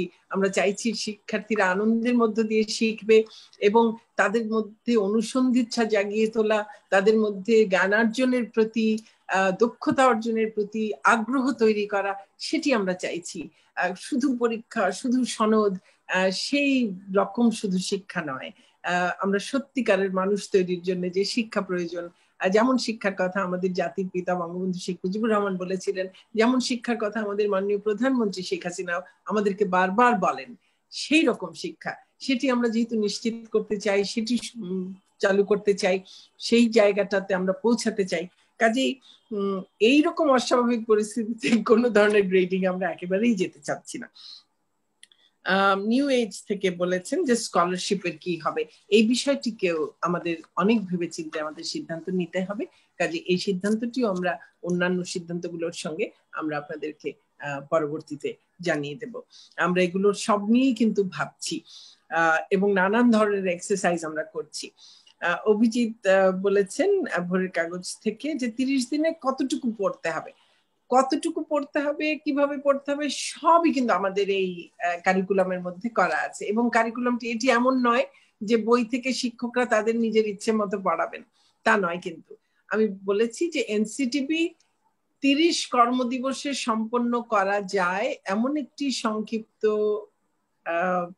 সিলেবাস তারা তৈরি করেছেন, যেই সিলেবাসটি আমরা অনলাইনের মাধ্যমে এবং টেলিভিশনে মাধ্যমে, সংসদ টিভির মাধ্যমে আমরা এই ক্লাসগুলো করাবো। কাজেই কতটুকু পড়তে হবে সেটা নিয়ে আর দুশ্চিন্তা করতে হবে না। আমি অভিজিতের এই প্রশ্নটা আসলে ঠিক বুঝিনি, সেটি হলো সে বলেছে টিউশন ফি ফেরত দেয়া বা সমন্বয়। টিউশন ফি ফেরত দেয়া বা সমন্বয়ের কি বিষয় আছে আমি ঠিক বুঝতে পারছি না। টিউশন ফি শিক্ষার্থীদের স্কুলে টিউশন ফি দেওয়ার কথা এবং স্কুল তো চলতে হবে, কাজে টিউশন ফি না আমি ফেরতের কথা বলছি না। জি আপা ফেরতের কথা বলছি না, আমি বলছি যে এই যে অভিভাবকরা ইনকাম নেই, অনেকেই স্থানান্তর হয়ে গেছে, তারা বলছেন যে যদি বেতনটা কম দেওয়া যায়, টিউশন ফিটা কম দেওয়া যায়। আপনি আগের মিটিং এ বলছিলেন একটা সমন্বয় করা যে নাই। না না ফেরত না, ফেরত আপনি ওটা তো সমন্বয় না। আচ্ছা, মানে আপনি ফেরত দেওয়া বা সমন্বয় না, আপনি বলছেন যে টিউশন ফির ব্যাপারে কোন ধরনের সহযোগিতা, যে শিক্ষকরা, শিক্ষা প্রতিষ্ঠান কিছুটা কম নেবে কিনা, কিছুটা ছাড় দেবে কিনা, এই বিষয়গুলো। আমি এই বিষয়েও আমরা শিক্ষা মন্ত্রণালয় থেকে বারবারই আমরা বলেছি, শিক্ষা প্রতিষ্ঠানকেও বলেছি, অভিভাবকদেরও বলেছি। দেখুন, শিক্ষা প্রতিষ্ঠান বন্ধ আছে তার মানে এই নয় যে শিক্ষা প্রতিষ্ঠানের খরচ বন্ধ আছে, কারণ শিক্ষা প্রতিষ্ঠানগুলোকে তাদের শিক্ষক, তাদের কর্মচারী সকলের বেতন ভাতা দিয়ে কিন্তু দিতে হচ্ছে। এবং শিক্ষা প্রতিষ্ঠানের, বেসরকারি বিভিন্ন শিক্ষা প্রতিষ্ঠানের আরো যেসব খরচ আছে, শুধু হয়তো প্রতিদিনকার বিদ্যুৎ বিল, পানির বিল, সেগুলো হয়তো লাগছে না, কিন্তু আরো বহু খরচই তাদের লাগছে। এমনকি যারা সকলেই যেহেতু অনলাইনেও ক্লাস করাচ্ছেন, সেক্ষেত্রেও তাদের কিন্তু কিছু খরচ, অতিরিক্ত কিছু খরচ হচ্ছে। তো শিক্ষা প্রতিষ্ঠানগুলোকেও চলতে হবে। কোন একটি শিক্ষা প্রতিষ্ঠান যদি বন্ধ হয়ে যায়, তাহলে সেই শিক্ষা প্রতিষ্ঠানের শয়ে শয়ে শিক্ষার্থী, তাদের জন্য কিন্তু আবার একটি বিরাট সমস্যার তৈরি হবে। এরকম তাহলে বেশ কিছু শিক্ষা প্রতিষ্ঠান বন্ধ হলে দেশে বহু হাজার হাজার শিক্ষার্থীর সমস্যা হবে। কাজে শিক্ষা প্রতিষ্ঠানগুলোকেও চালু রাখতে হবে, শিক্ষকদেরও তো তাদের জীবন জীবিকা চালিয়ে নিতে হবে, তাদেরও তো পরিবার রয়েছে, তাদেরও তো আয় রোজগারের বিষয়টি রয়েছে। শিক্ষার্থী যাদের অভিভাবকরা খুবই বিপদে পড়েছেন, আমি বলবো যেমন যেই অভিভাবকদের যারা সরকারি চাকুরে অভিভাবক, তাদের তো আয় রোজগারে কোনো সমস্যা হয়নি। যারা বিভিন্ন প্রতিষ্ঠানে আছেন যেখানে তারা এখনো চাকুরিরত আছেন এবং বেতন পাচ্ছেন, তাদেরও কোনো সমস্যা নেই। সমস্যা হচ্ছে যারা হয়তো চাকরি হারিয়েছেন কিংবা যারা এমন কোনো ব্যবসা করতেন যে ব্যবসা একেবারেই এই সময়টাতে বন্ধ ছিল, তাদের সমস্যা। এবং যারা স্থানান্তরিত হয়েছেন তাদের হলো যে সেই শিক্ষা প্রতিষ্ঠানে অ্যাক্সেস করার সমস্যা। তো স্থানান্তরিতদেরটা বলে দিয়েছি যে তারা তাদের নিকটবর্তী, একে তো অনলাইনে করতে পারবেন, অনলাইনে না থাকলে, অ্যাক্সেস না থাকলে তারা নিকটবর্তী শিক্ষা প্রতিষ্ঠানের সঙ্গে তারা যুক্ত থাকবেন আপাতত। কিন্তু যারা একেবারে চাকরি হারিয়েছেন বা আয় রোজগার হারিয়েছেন, তাদের জন্যে তাদেরকে বলবো যে তারা তাদের শিক্ষা প্রতিষ্ঠানের সঙ্গে যোগাযোগ করতে এবং শিক্ষা প্রতিষ্ঠানগুলো মানবিক আচরণ করবেন এবং তাদেরকে যতদূর সম্ভব ছাড় দেয়া, না হলে কিস্তিতে পরিশোধ করা, ভবিষ্যতে পরিশোধ করা, এই ধরনের নানান ধরনের ব্যবস্থা কিন্তু অভিভাবক শিক্ষা এবং শিক্ষা প্রতিষ্ঠানের মধ্যে হতে পারে। উভয় পক্ষকেই আন্তরিকতার সঙ্গে সন্তানদের শিক্ষাকে চালিয়ে নেবার জন্য নিজেদের সামর্থ্য মতো যা কিছু করা সম্ভব করার জন্য বারবার আমি আহ্বান জানাচ্ছি, আমি আবারও জানাবো। আমাদের সন্তানদের যেমন শিক্ষা চালিয়ে নিতে হবে, আমাদের শিক্ষা প্রতিষ্ঠানগুলোকেও চালু রাখতে হবে, আমাদের শিক্ষকদেরও জীবন জীবিকার বিষয়টি আমাদের মাথায় রাখতে হবে। কাজেই ঢালাও ভাবে কোনো বেতন বাদ দিয়ে দেওয়া বা কোনো ধরনের যে এখন কোনো আর বেতন দেয়া হবে না, এই জাতীয় কোনো কিছু, কোনো সিদ্ধান্ত, এটি একেবারেই সঠিক সিদ্ধান্ত হবে না। প্রশ্ন এসছে, অভিজিৎই করেছেন ফেব্রুয়ারি 21 এসএসসি শুরু হচ্ছে কিনা।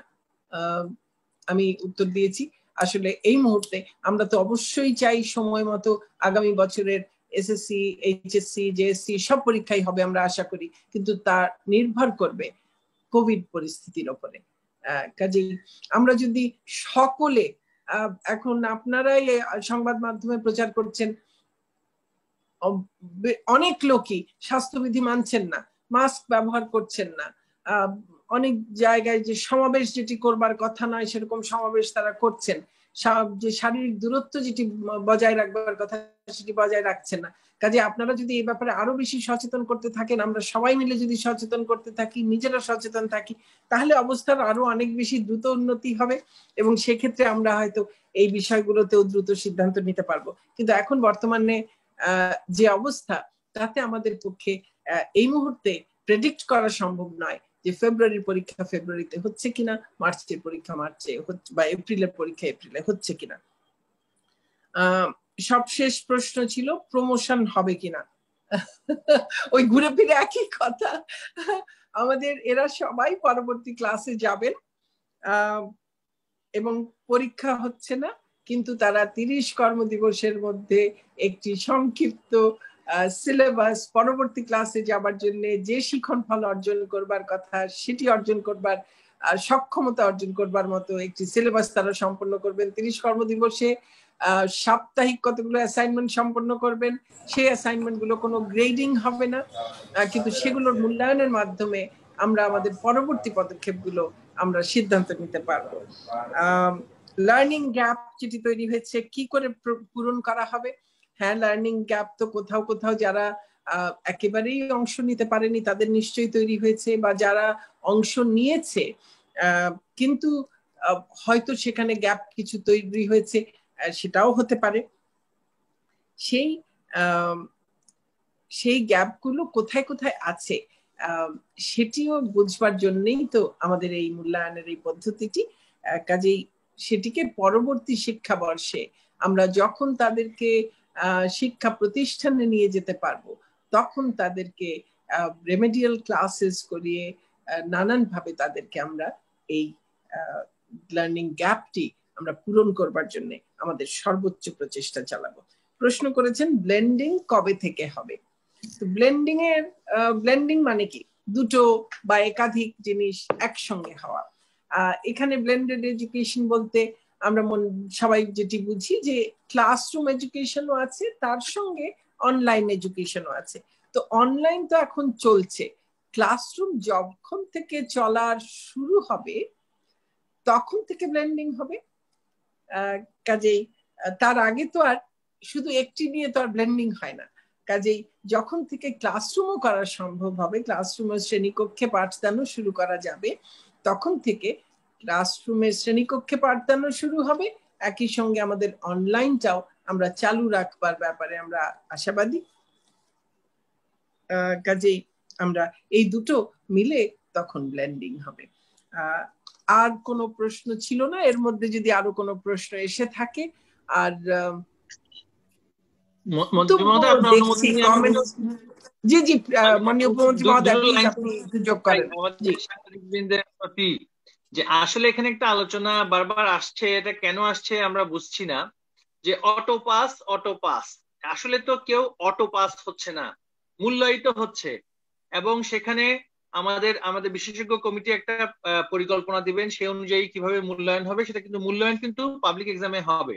আর একটা বিষয় এখানে বলা হচ্ছে কৃতকার্য অকৃতকার্য হওয়ার বিষয়টি।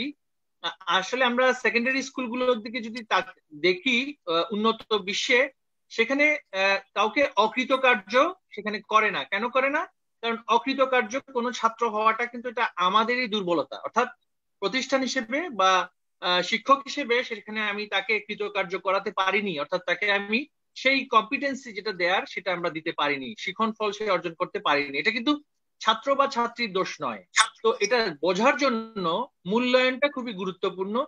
পাস ফেল এই আলোচনা, পরীক্ষা নির্ভর যে আলোচনা আছে, এর চাইতে আসলে মূল্যায়ন করার মাধ্যমে কতটুকু আমাদের, যেমন এইবার মাননীয় মন্ত্রী মহোদয় আপনি যে আমাদের যে পরিকল্পনাটা, এটার মাধ্যমে আমরা নিশ্চিত করতে পারবো কোথায় লাস্ট মাইল রিচ যেটা আমাদের করার কথা ছিল সেটা হয়নি। যদি মূল্যায়ন পরবর্তী অবস্থা দেখা যায় যে অনেক জায়গা, অনেক ছাত্রছাত্রী, অনেক প্রতিষ্ঠান একেবারেই আমাদের রিচ থেকে বাইরে, তখন তাদেরকে সেইভাবে করে আগামী বছর সেখানে জোর দিতে হবে।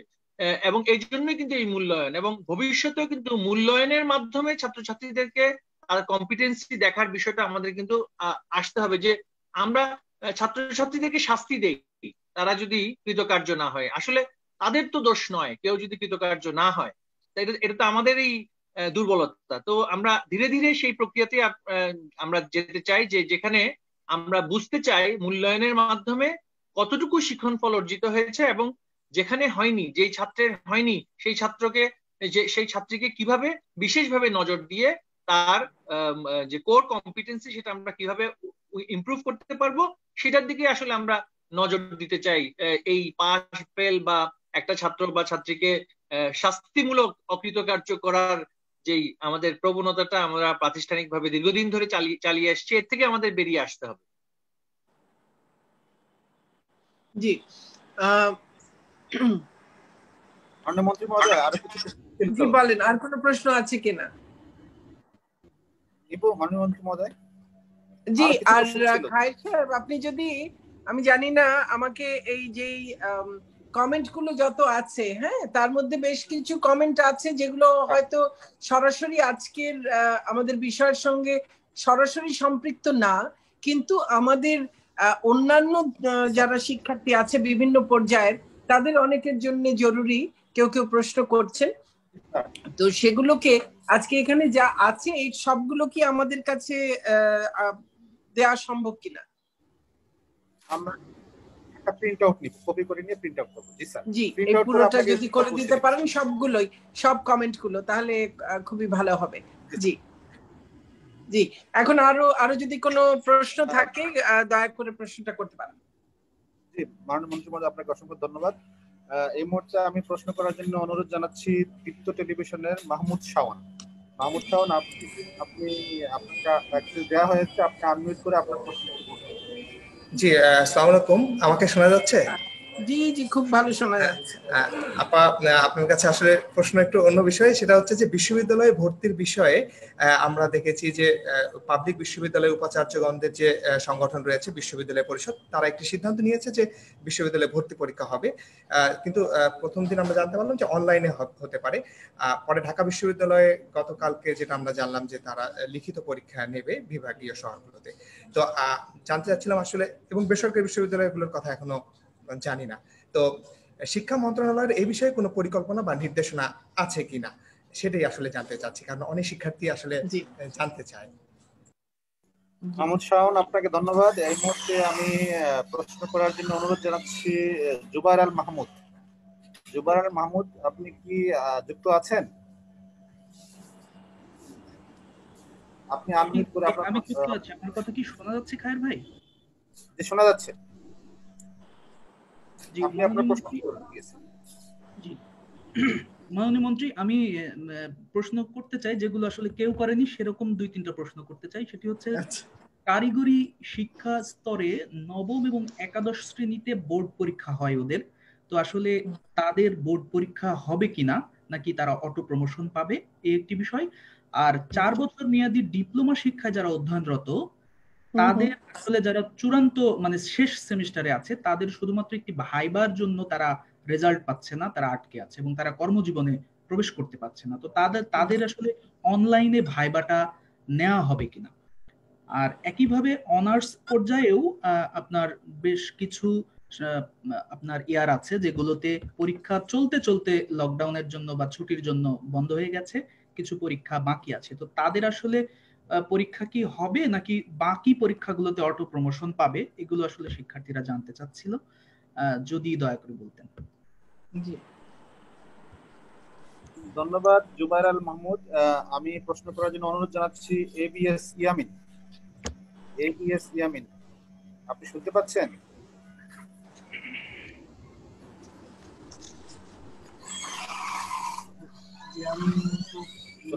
চলে গেছে।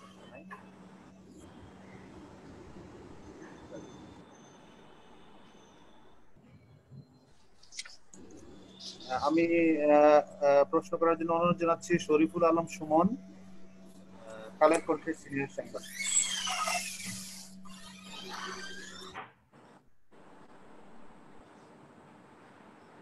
জি, মাননীয় মন্ত্রী, আপনাকে ধন্যবাদ জানাচ্ছি, বিশেষ করে এডুকেশন রিপোর্টার্স অ্যাসোসিয়েশন ইরাপের সাধারণ সম্পাদক হিসেবে আপনাকে ধন্যবাদ জানাচ্ছি যে আসলে আপনারা একটা সুনির্দিষ্ট দিক নির্দেশনা আমাদেরকে দিলেন। কিন্তু আমার দুটো প্রশ্ন আছে এখানে, যে আপনি অলরেডি বলেছেন সবকিছুই, কিন্তু অনেক স্কুল মাননীয় মন্ত্রী মহোদয় যে তারা অনলাইনে বার্ষিক পরীক্ষা নেওয়ার জন্য রুটিন দিয়ে দিয়েছে নভেম্বরের শুরুর প্রথম সপ্তাহ থেকেই।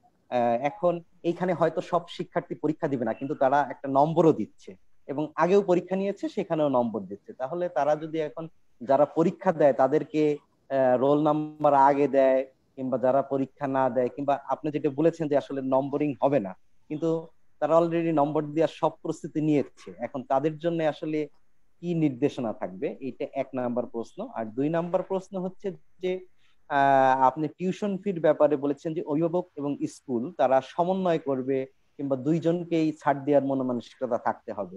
কিন্তু মাননীয় মন্ত্রী, আমরা যখন এই প্রেস কনফারেন্সে আছি, এই মুহূর্তে মণিপুর স্কুলের সামনে, রাজধানীর মণিপুর স্কুলের সামনে অভিভাবকরা মানববন্ধন করছেন, তারা বিক্ষোভ করছেন, কারণ তাদেরকে বলা হয়েছে যে নভেম্বরের মধ্যে সমস্ত টিউশন ফি পরিশোধ না করলে পরবর্তী ক্লাসে উন্নীত করা হবে না। এসব ব্যাপারে যদি আপনার মতামত জানতে চাচ্ছিলাম। ধন্যবাদ। ধন্যবাদ শরীফুল আলম সুমন।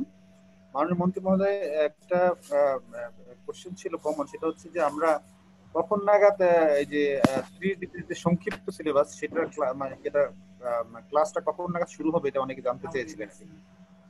জি, আর এই মুহূর্তে আমাদের হাতে আর কোনো প্রশ্ন নেই। মাননীয় মন্ত্রী মহোদয়, আপনি এখন প্রশ্নগুলির জবাব দিতে পারেন। আচ্ছা, খুব ভালো ভালো প্রশ্ন এসছে যে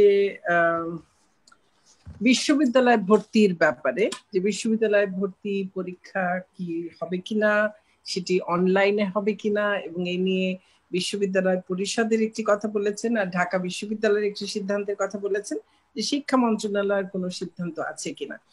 শিক্ষা মন্ত্রণালয়ের এই বিষয়ে সিদ্ধান্ত নিতে হলে কিন্তু শিক্ষা মন্ত্রণালয়কে সকল বিশ্ববিদ্যালয়কে নিয়েই সিদ্ধান্ত নিতে হবে। আমাদের যেটি প্রচেষ্টা ছিল গত কয়েক বছর ধরেই, যে সমন্বিত পরীক্ষা, আমরা মনে করি যে এই বছর যে বাস্তবতা আমাদের, তাতে এই সমন্বিত পরীক্ষাটি এখন সময়ের সবচেয়ে বোধহয় বড় দাবি।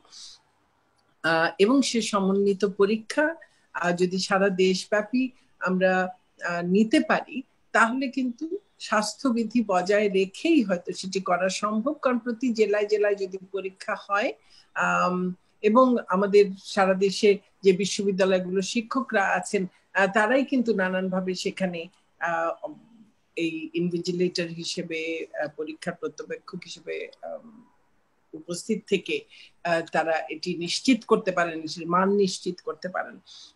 এবং এটি যদি নেওয়া সম্ভব হয়, আমাদের ধারণা যে এটি করা সম্ভব। কিন্তু আমরা জানি যে আমরা এবছরের গোড়ায় যখন এই গত বছরের শেষে এবং এবছরের গোড়ায় সমন্বিত পরীক্ষা নিয়ে কথা হয়েছিল, সেখানে কয়েকটি বড় পাবলিক বিশ্ববিদ্যালয় তাদের আপত্তির কথা জানিয়েছিলেন। বাকিরা কিন্তু আমাদের ইতোমধ্যেই বহু আগে থেকেই মেডিকেল পরীক্ষা সমন্বিত ভাবে হয়, এবার কৃষি বিশ্ববিদ্যালয়গুলোর হয়েছে, একইভাবে বিজ্ঞান ও প্রযুক্তি বিশ্ববিদ্যালয়গুলোর, সাধারণ বিশ্ববিদ্যালয়গুলোর এবং বিশেষায়িত বিশ্ববিদ্যালয়গুলোর বা প্রকৌশল বিশ্ববিদ্যালয়গুলোর, সেগুলো কিন্তু সমন্বিত পরীক্ষা হতে পারে। তো আমরা এখনো তাদের সঙ্গে আলাপ আলোচনা করে এই বিষয়টি একেবারে কি পদ্ধতিতে হবে সেই বিষয়টি আমরা সিদ্ধান্ত আমাদের জানিয়ে দেব। এটি নিয়েও আমাদের আলোচনা চলছে। কারিগরির নবম এবং একাদশের যে বোর্ড পরীক্ষার কথা বলেছেন, এই পরীক্ষাগুলো কিন্তু তাদের পরীক্ষা হওয়া প্রয়োজন রয়েছে। ওই যেটি বললাম যে তাদের যে পড়াশোনার যে ধরন, তাতে সেখানে তাদের পরীক্ষা নেওয়াটা হয়তো জরুরি। তো সেই ক্ষেত্রে, এবং যেহেতু সেখানে পরীক্ষার্থীর সংখ্যা খুব বেশি বড় নয়, আমরা এবং বিভিন্ন ট্রেডেও আছে, ভাগ করা আছে অনেকের, তো তাদেরকে আমরা কিভাবে পরীক্ষাটি নিতে পারি এবং কখন নিতে পারি সেই বিষয়েও আমাদের সকল শিক্ষা বোর্ড মিলে তারা আলাপ আলোচনায় বসেছিলেন এবং কারিগরি শিক্ষা বোর্ড থেকে ইতিমধ্যেই তারা আমাদের কাছে কিছু সুপারিশনামা পেশ করেছেন। আমরা এই সমস্ত কিছু বিবেচনা করে এগুলো খুব দ্রুতই আমরা আমাদের সিদ্ধান্ত দিয়ে দেব। আর ডিপ্লোমা যারা আছেন, যারা চতুর্থ বর্ষের শেষ সেমেস্টারে আছেন, তাদের তো আসলে পরীক্ষা হয়েই এটি শেষ করতে হবে। এটি তো একেবারে শেষ পর্যায়ের পরীক্ষা, সেখানে কিন্তু পরীক্ষা ছাড়া হয়ে যাবে এটি তো আসলে সম্ভব নয়। কাজে তাদের পরীক্ষাটি হতে হবে। হ্যাঁ, এটি আমরা সবাই বুঝতে পারছি যে তারা বারবার আমাদেরকে জানাচ্ছেন যে আমরা 8 মাস ধরে আমরা অপেক্ষা করছি, আমরা চাকরি জীবনে প্রবেশ করতে পারছি না। নিশ্চয়ই, এবং দেশের এই যারা এখানে আছে পরীক্ষার্থীরা, তাদের পরিবারের জন্যও এটি নিশ্চয়ই একটি বড় বোঝা। কিন্তু তারপরেও তারা কর্মজীবনে প্রবেশ করতে গেলে তারা এই শেষের পরীক্ষাটি না দিয়ে কিন্তু তাদের কর্মজীবনে আসলে তারা প্রবেশ করতে পারবে না। তাদের পরীক্ষা আসলে হয়ে গেছে, শুধুমাত্র ভাইবাটা বাকি আছে, যেটা অনলাইনে নেওয়া সম্ভব। আমরা ঢাকা বিশ্ববিদ্যালয় এবং কারো পরীক্ষাও বাকি আছে বোধহয়, অনলাইন পরীক্ষাও দেখেছি মাননীয় মন্ত্রী যে ঢাকা বিশ্ববিদ্যালয় অনলাইন ভাইবা হয়তো কিছুটা হতে পারে। আসলে যাদের বাকি আছে তাদের ক্ষেত্রে কি বলবেন? যাদের শুধুমাত্র ভাইবা বাকি আছে তাদেরটা হয়তো আমরা চিন্তা করে দেখব, কিন্তু এটি এই পুরো সামগ্রিকভাবেই আমরা কারিগরির সমস্ত পরীক্ষাগুলো নিয়েই আমরা আমাদের সিদ্ধান্তগুলো আমরা জানাবো। আমাদের এগুলো নিয়ে এক্সারসাইজ গুলো চলছে। অনার্সের যারা আছেন তারা বলছেন তাদের কিছু পরীক্ষা বাকি, তাদেরকেও এই পরীক্ষা না নিয়েই তাদেরকে ডিগ্রি দিয়ে দেয়া, এটা তো আসলে সম্ভব নয়। ওই যে আবারও বলছি, যেটি শেষ পর্যায়ের পরীক্ষা, অন্তর্বর্তীকালীন কোনো পরীক্ষা নয়, যেটি কোনো মাধ্যমিক বা উচ্চ মাধ্যমিক স্তর নয়, এটি একেবারে স্নাতক বা স্নাতকোত্তর পর্যায়ের পরীক্ষা। সেটি তো পরীক্ষা ছাড়া, আপনি যদি পরীক্ষা ছাড়া এই ক্ষেত্রে আপনি পাশ করে যান, আপনাকে চাকরি দেবার ক্ষেত্রেও তো চাকরিদাতারা সেই ক্ষেত্রে আপনাকে সেইভাবে মূল্যায়ন করবে না। কাজে আপনাদের ভবিষ্যতের স্বার্থেই আরেকটু ধৈর্য ধরে, কারণ এই পরিস্থিতিটির উপর আমাদের কারো হাত নেই, তারপর আমরা চেষ্টা করছি যে কিভাবে আপনাদের পরীক্ষা নিয়ে আপনাদেরকে দ্রুত এই অবস্থা থেকে একটা মুক্তি দেয়া যায়। কাজে আমরা পরীক্ষা আপনাদের নিতে হবে, কিন্তু সেটি কিভাবে নেব আমরা সেই বিষয়টি নিয়ে আমরা কাজ করছি, আমরা সেটিও জানিয়ে দেব। কালের কণ্ঠের সুমন বলেছেন যে কিছু কিছু শিক্ষা প্রতিষ্ঠান তারা পরীক্ষা নিচ্ছে। আমি কিন্তু যখন এই মূল্যায়নের বিষয়টি নিয়ে যখন বলেছি তখনই বলেছি যে এই সময়টিতে শিক্ষা প্রতিষ্ঠান শিক্ষার্থীর জন্য মূল্যায়ন সংক্রান্ত অন্য কোনো কার্যক্রম, যেমন অন্য কোনো পরীক্ষা গ্রহণ বা বাড়ির কাজ গ্রহণ করতে পারবে না। কাজে আমরা আমাদের শিক্ষা প্রতিষ্ঠানগুলোকে এই নির্দেশনা আমরা পাঠিয়ে দেবো যে তারা এই সময় অন্য কোনো ধরনের কোনো পরীক্ষা নেবেন না। আর ফির ব্যাপারে আমি আমাদের যা বক্তব্য সেটি বলেছি। আপনি ঢাকার একটি বিদ্যালয়ের কথা বলেছেন, শিক্ষা প্রতিষ্ঠানের সামনে বিক্ষোভের কথা বলেছেন। তো পরবর্তী ক্লাসে সকলেই কিন্তু যাবেন, এটি আমাদের নির্দেশনা। কাজেই আমি বিশ্বাস করি যে সেটি সকল শিক্ষা প্রতিষ্ঠানই শিক্ষা মন্ত্রণালয়ের এই নির্দেশনা মেনে চলবেন। আর এরপরের প্রশ্ন ছিল যে সংক্ষিপ্ত ক্লাস কবে থেকে শুরু হবে। এই নভেম্বর থেকেই আমরা আশা করছি সেটি শুরু করব এবং নভেম্বর ডিসেম্বর এই 2 মাসের মধ্যে 30 কর্মদিবসে আমরা এটি শেষ করব ইনশাআল্লাহ। তো আর যদি কোনো প্রশ্ন থাকে উত্তর দেওয়ার চেষ্টা করতে পারি, কিংবা আমাদের কারিগরি সচিব মহোদয় আমাদের সঙ্গে যুক্ত আছেন, উনি কি কিছু বলবেন? আমিনুল ইসলাম সাহেব, আপনি কি কিছু বলবেন?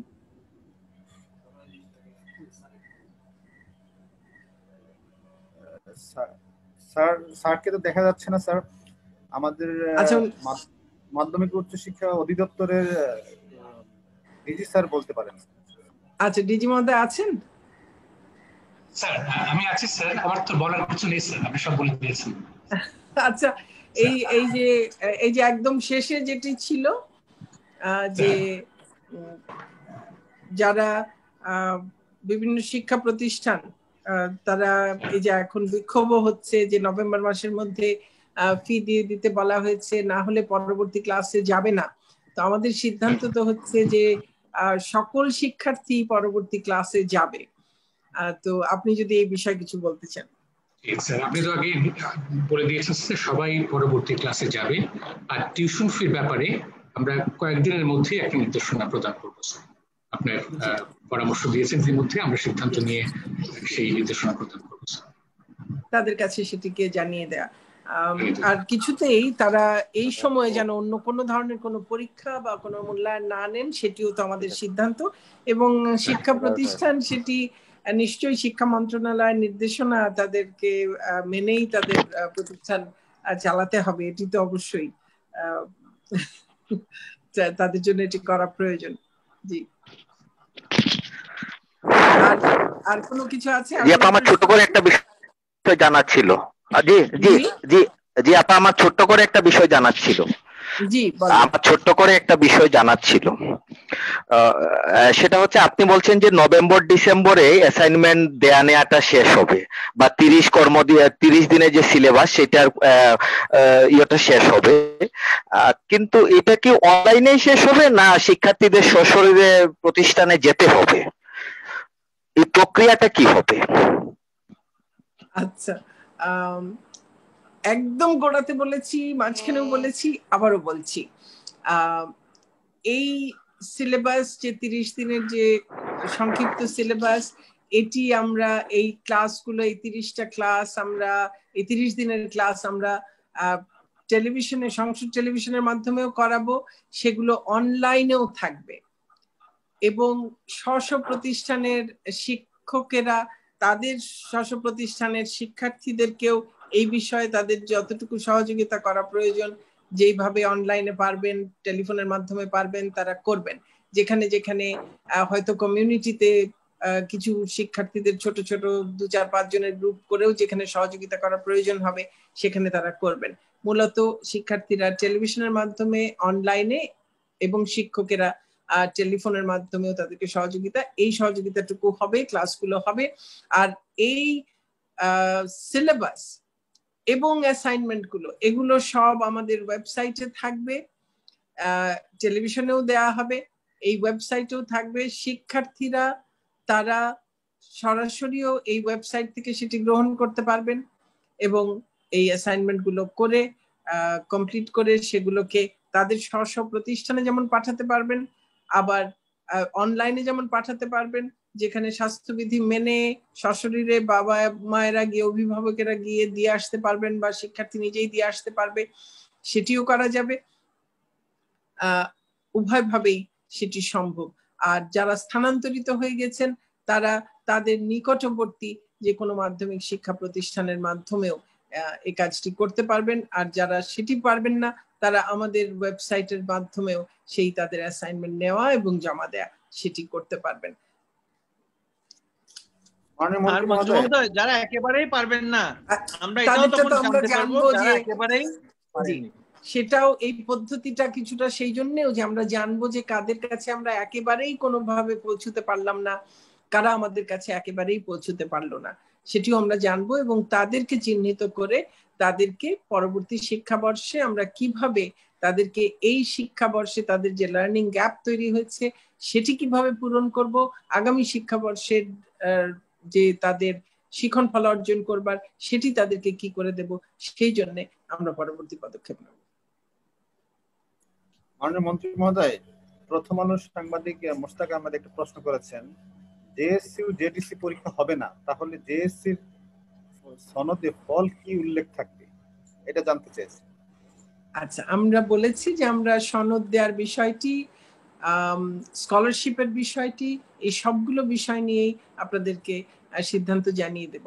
তবে এখন শুধু যদি এটুকু বলি যে ক্লাস 8-এ তারা এবার পরীক্ষা দিত, পরীক্ষা দিলে তারা একটি সনদ পেত, এবার তারা পরীক্ষা না দিয়েই পরবর্তী ক্লাসে যাচ্ছে, সেই জন্য তারা সনদ পাবে না তা তো নয়। কারণ এর মধ্যে কারো কারো হতে পারে যে তার এই জেএসসির সনদটি তার খুব জরুরি হতে পারে তার জন্য, কাজেই এই তাকে সনদটি দেয়া হবে। কিন্তু সনদে এবার যেমন সকলেই আমরা পরবর্তী ক্লাসে চলে যাচ্ছি সেরকম করেই সনদে আমরা উল্লেখ করব কিভাবে যে সে যে কৃতকার্য হয়েছে বা সে যে এই 8ম শ্রেণী পর্যন্ত শেষ করেছে সেটি উল্লেখ থাকবে।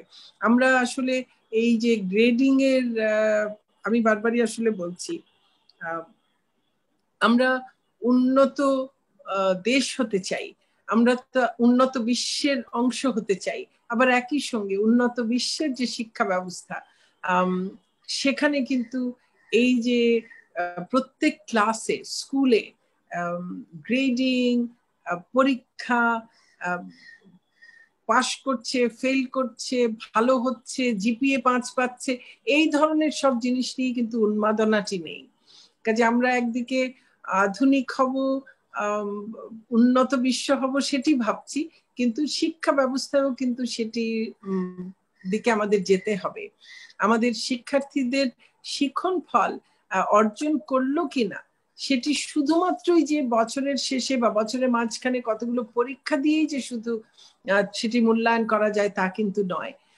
অন্য আরো বহু ধরনের মূল্যায়নের পদ্ধতি রয়েছে, আমরা এখন সেই ধারাবাহিক মূল্যায়ন পদ্ধতি যেগুলো আছে সেগুলোতে যেতে চেষ্টা করছি এবং শিক্ষার্থীদের কোথায় কোথায়, ইন্ডিভিজুয়াল শিক্ষার্থীর কোথায় কোথায় দুর্বলতা আছে, আমার সামগ্রিকভাবে একটি আমাদের যে কন্টেন্ট আছে, কারিকুলাম আছে, তাতে কোথায় দুর্বলতা আছে আমরা সেগুলো চিহ্নিত করতে চাই এবং সেগুলো চিহ্নিত করে সেগুলো আমরা সেই দুর্বলতাগুলো দূর করতে চাই।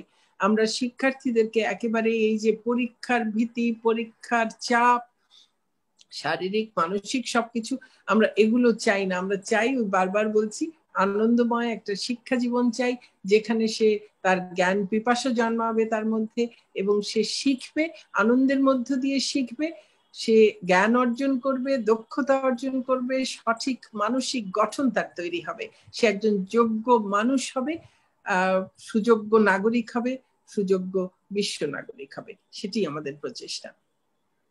ধন্যবাদ। এবং মন্ত্রী মহোদয় একটু জাস্ট আরো একটু বলতে চাই আমাদের সাংবাদিক বৃন্দের প্রতি যে আমাদের পরিকল্পনায় যেহেতু মূল্যায়ন এবং পরীক্ষা এই বিষয়টা সবসময় আসবে এবং আগামীতেও আসবে এবং এটা খুবই গুরুত্বপূর্ণ বিষয়, আমাদের পরিকল্পনায় কিন্তু আছে যে একটি national examination and assessment centre, যেটা আমাদের পার্শ্ববর্তী দেশগুলোতেও হয়ে গিয়েছে, যে মূল্যায়ন কিভাবে করব আমরা সেটার জন্য কিন্তু একটা বিশেষজ্ঞ প্যানেল আমাদের প্রয়োজন। এটা একটা স্থায়ী রূপ দেওয়ার জন্য জাতীয় পরীক্ষা এবং মূল্যায়ন কেন্দ্র আমরা সেটা পরিকল্পনাধীন এবং আমরা এটা নিয়ে ইতিমধ্যে আলোচনা করছি এবং মূল্যায়ন নিয়ে যে কাজগুলো হয়েছে সেটার ধারাবাহিকতা একটি প্রকল্পের অধীনে কিন্তু আমরা এটা একটা আইনি সংস্থা তৈরি করবারও একটা পরিকল্পনা আমাদের রয়েছে, কারণ এটা একটা পার্মানেন্ট একটা রূপ আমাদের দিতে হবে। আগামীতেও পরীক্ষা ব্যবস্থায় বৈপ্লবিক পরিবর্তন আনার জন্য এটা নিয়ে গবেষণা করে এই পরিবর্তনগুলো আনার কোনো বিকল্প নেই, এই জন্য এটাও কিন্তু আমাদের পরিকল্পনায় আছে। আমি বারবার দেখছি যে চ্যাট বক্সে বারবার মেডিকেল শিক্ষার্থীদের নিয়ে প্রশ্ন আসছে। আসলে মেডিকেল শিক্ষার্থীদের বিষয়টি তো ভিন্ন, সেটি কেন ঠিক এখানে আসছে আমি সেটা বুঝতে পারছি না। তো সেটি নিয়ে আসলে আমাদের তো কিছু করণীয় নেই, সেটি তাদের যে উপযুক্ত কর্তৃপক্ষ তারা সেটির ব্যবস্থা নেবেন। তবে যে বিষয়গুলো এই যে আমি বললাম এসএসসি বা এইচএসসি তে যা করা যায় বা মাধ্যমিক পর্যায়ে বিভিন্ন শ্রেণীতে যা করা যায় সেগুলো নিশ্চয়ই যেমন কারিগরি শিক্ষার ক্ষেত্রেও সেটি করা যায় না, আবার মেডিকেল বা প্রকৌশল বা একেবারে শেষ পর্যায়ের যারা উচ্চতর পর্যায়ের শেষের দিকে যারা শিক্ষার্থী আছেন তাদের ক্ষেত্রেও কিন্তু সেটি করা যায় না। কাজে এটি মাথায় রাখতে হবে। আর বর্তমান বাস্তবতায় এটি সত্য যে অনেকেরই এই পড়াশোনা বা পরীক্ষা পাশের সময়টি পিছিয়ে গেছে, এই 8 মাস পিছিয়ে গেছে, আরো কমাস পিছিয়ে যেতে পারে, সেটা নিয়েও একটা সংশয় রয়েছে। কাজেই তাদের নিশ্চয়ই তাদের এবং তাদের পরিবারের এ নিয়ে উদ্বেগ উৎকণ্ঠা অনেক কিছু আছে এবং অনেকের জন্যই অর্থনৈতিক ভাবেও এটি এক ধরনের বোঝা। তবুও এই অবস্থার পরিপ্রেক্ষিতে আমাদের জন্য যেটি সবচাইতে ভালো এই পরিপ্রেক্ষিতে করা সম্ভব আমরা শুধু সেটিই করবার চেষ্টা করতে পারি। আমরা একেবারে যেখানে পরীক্ষা ছাড়া কোনোভাবেই সম্ভব নয় সেখানে তো পরীক্ষা বাদ দিয়ে দেওয়া সম্ভব না, এটাও বুঝতে হবে। তো সাংবাদিক বন্ধুগণ আর কোনো কিছু কি আছে আপনাদের? আর যদি না থাকে তাহলে আজকে আমরা শেষ করতে পারি, প্রায় 1.5 ঘন্টা চললো। মাননীয় মন্ত্রী মহোদয়, আমাদের হাতে এই মুহূর্তে আর কোনো প্রশ্ন নেই, আপনি ঠিক আছে। তাহলে পরিষ্কার তো মোটামুটি, আর কোনো বিভ্রান্তি নেই, কোনো ধরনের আছে কোনো বোঝা নিয়ে কোনো ভুল আছে কোথাও? আমি কোথাও পরিষ্কার করতে পারিনি সেরকম কিছু আছে? মন্ত্রী মহোদয়, এখন বোধহয় সবাই এই সংবাদের পরবর্তী প্রচারণায় সবাই মনে হয় নিয়োজিত হয়ে গিয়েছে। আমাদের মনে হয় আরেকটা মিটিং আছে, ইএসপি মিটিং, আমরা সেখানে চলে যেতে। তাহলে আমরা সবাইকে সাংবাদিক বন্ধুদের অনেক ধন্যবাদ আজকে যারা। জি মন্ত্রী মহোদয়, আমার ছোট্ট একটা প্রশ্ন ছিল। আমি মুরাদ হোসেন, জাগনির যে কাজ করি। মন্ত্রী মহোদয়, আমি বলতে চাচ্ছিলাম যে আমরা সম্প্রতি গত কয়েকদিন থেকে দেখছি যে একটা বেসরকারি বিশ্ববিদ্যালয়ে আন্দোলন চলছে টিউশন ফি ছাড় বা মওকুফ করার জন্য আংশিক। তো এই প্রস্তুতি আরো বেশ কয়েকটি বিশ্ববিদ্যালয় শুরু হয়েছে। তো আমি একটু জানতে চাচ্ছিলাম যে এই বিষয়ে আপনাদের কোনো দিক নির্দেশনা থাকবে কিনা? দেখুন, আমি টিউশন ফি নিয়ে যা বলার সেটি বারবারই বলেছি, নতুন করে আর বলবার কিছু নেই। সেটি যে পর্যায়েরই হোক সকল ক্ষেত্রেই একই বিষয় প্রযোজ্য। এটি সকল অভিভাবকের একই ধরনের অবস্থা নয়, সকল অভিভাবক একইভাবে ক্ষতিগ্রস্ত হননি। কাজেই সকলের জন্যই একভাবে কমিয়ে দেয়া বা একভাবে বাদ দিয়ে দেয়া, ছাড় দিয়ে দেয়া তারও কোনো প্রশ্ন এখানে আসতে পারে না। আর একই সঙ্গে শিক্ষা প্রতিষ্ঠানের কথাও ভাবতে হবে, শিক্ষক কর্মচারী তাদের কথাও ভাবতে হবে, শিক্ষার্থীদের কথাও ভাবতে হবে, অভিভাবকদের কথাও ভাবতে হবে।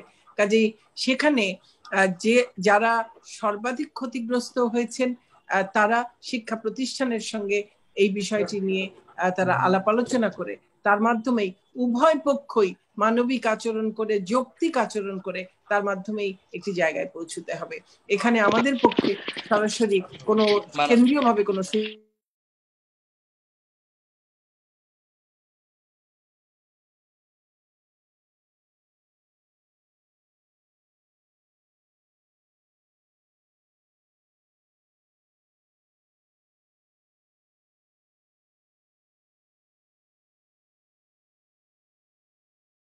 আমার মনে হয় আজকের দিনের অনেক প্রশ্ন ইতিমধ্যে কাভার্ড হয়ে গিয়েছে মন্ত্রী মহোদয়। আমরা পরবর্তী মিটিং এর জন্য আপনি অনুমতি নিয়ে প্রোগ্রেস করলে বোধহয় ভালো হবে। মাননীয় মন্ত্রী মহোদয়, আপনার এটা মিউট আছে মনে হয়, মিউট হয়ে গেছে।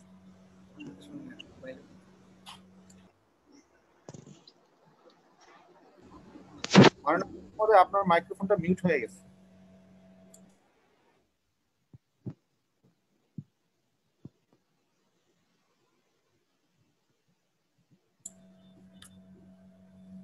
মাননীয় মন্ত্রী মহোদয় বেরোয় গেছে, দেখলাম না, দেখতেছি না। মাননীয় মন্ত্রী মহোদয় আছে স্ক্রিনে নেই? না, দেখা যাচ্ছে। সাংবাদিক বন্ধুগণ, আপনাদেরকে অসংখ্য ধন্যবাদ। আপনাদের সকলের সুস্বাস্থ্য কামনা করছি। আমাদের প্রেস ব্রিফিং কার্যক্রম এখানেই সমাপ্ত ঘোষণা করছি। সকলকে ধন্যবাদ, সকলের সুস্বাস্থ্য কামনা করছি।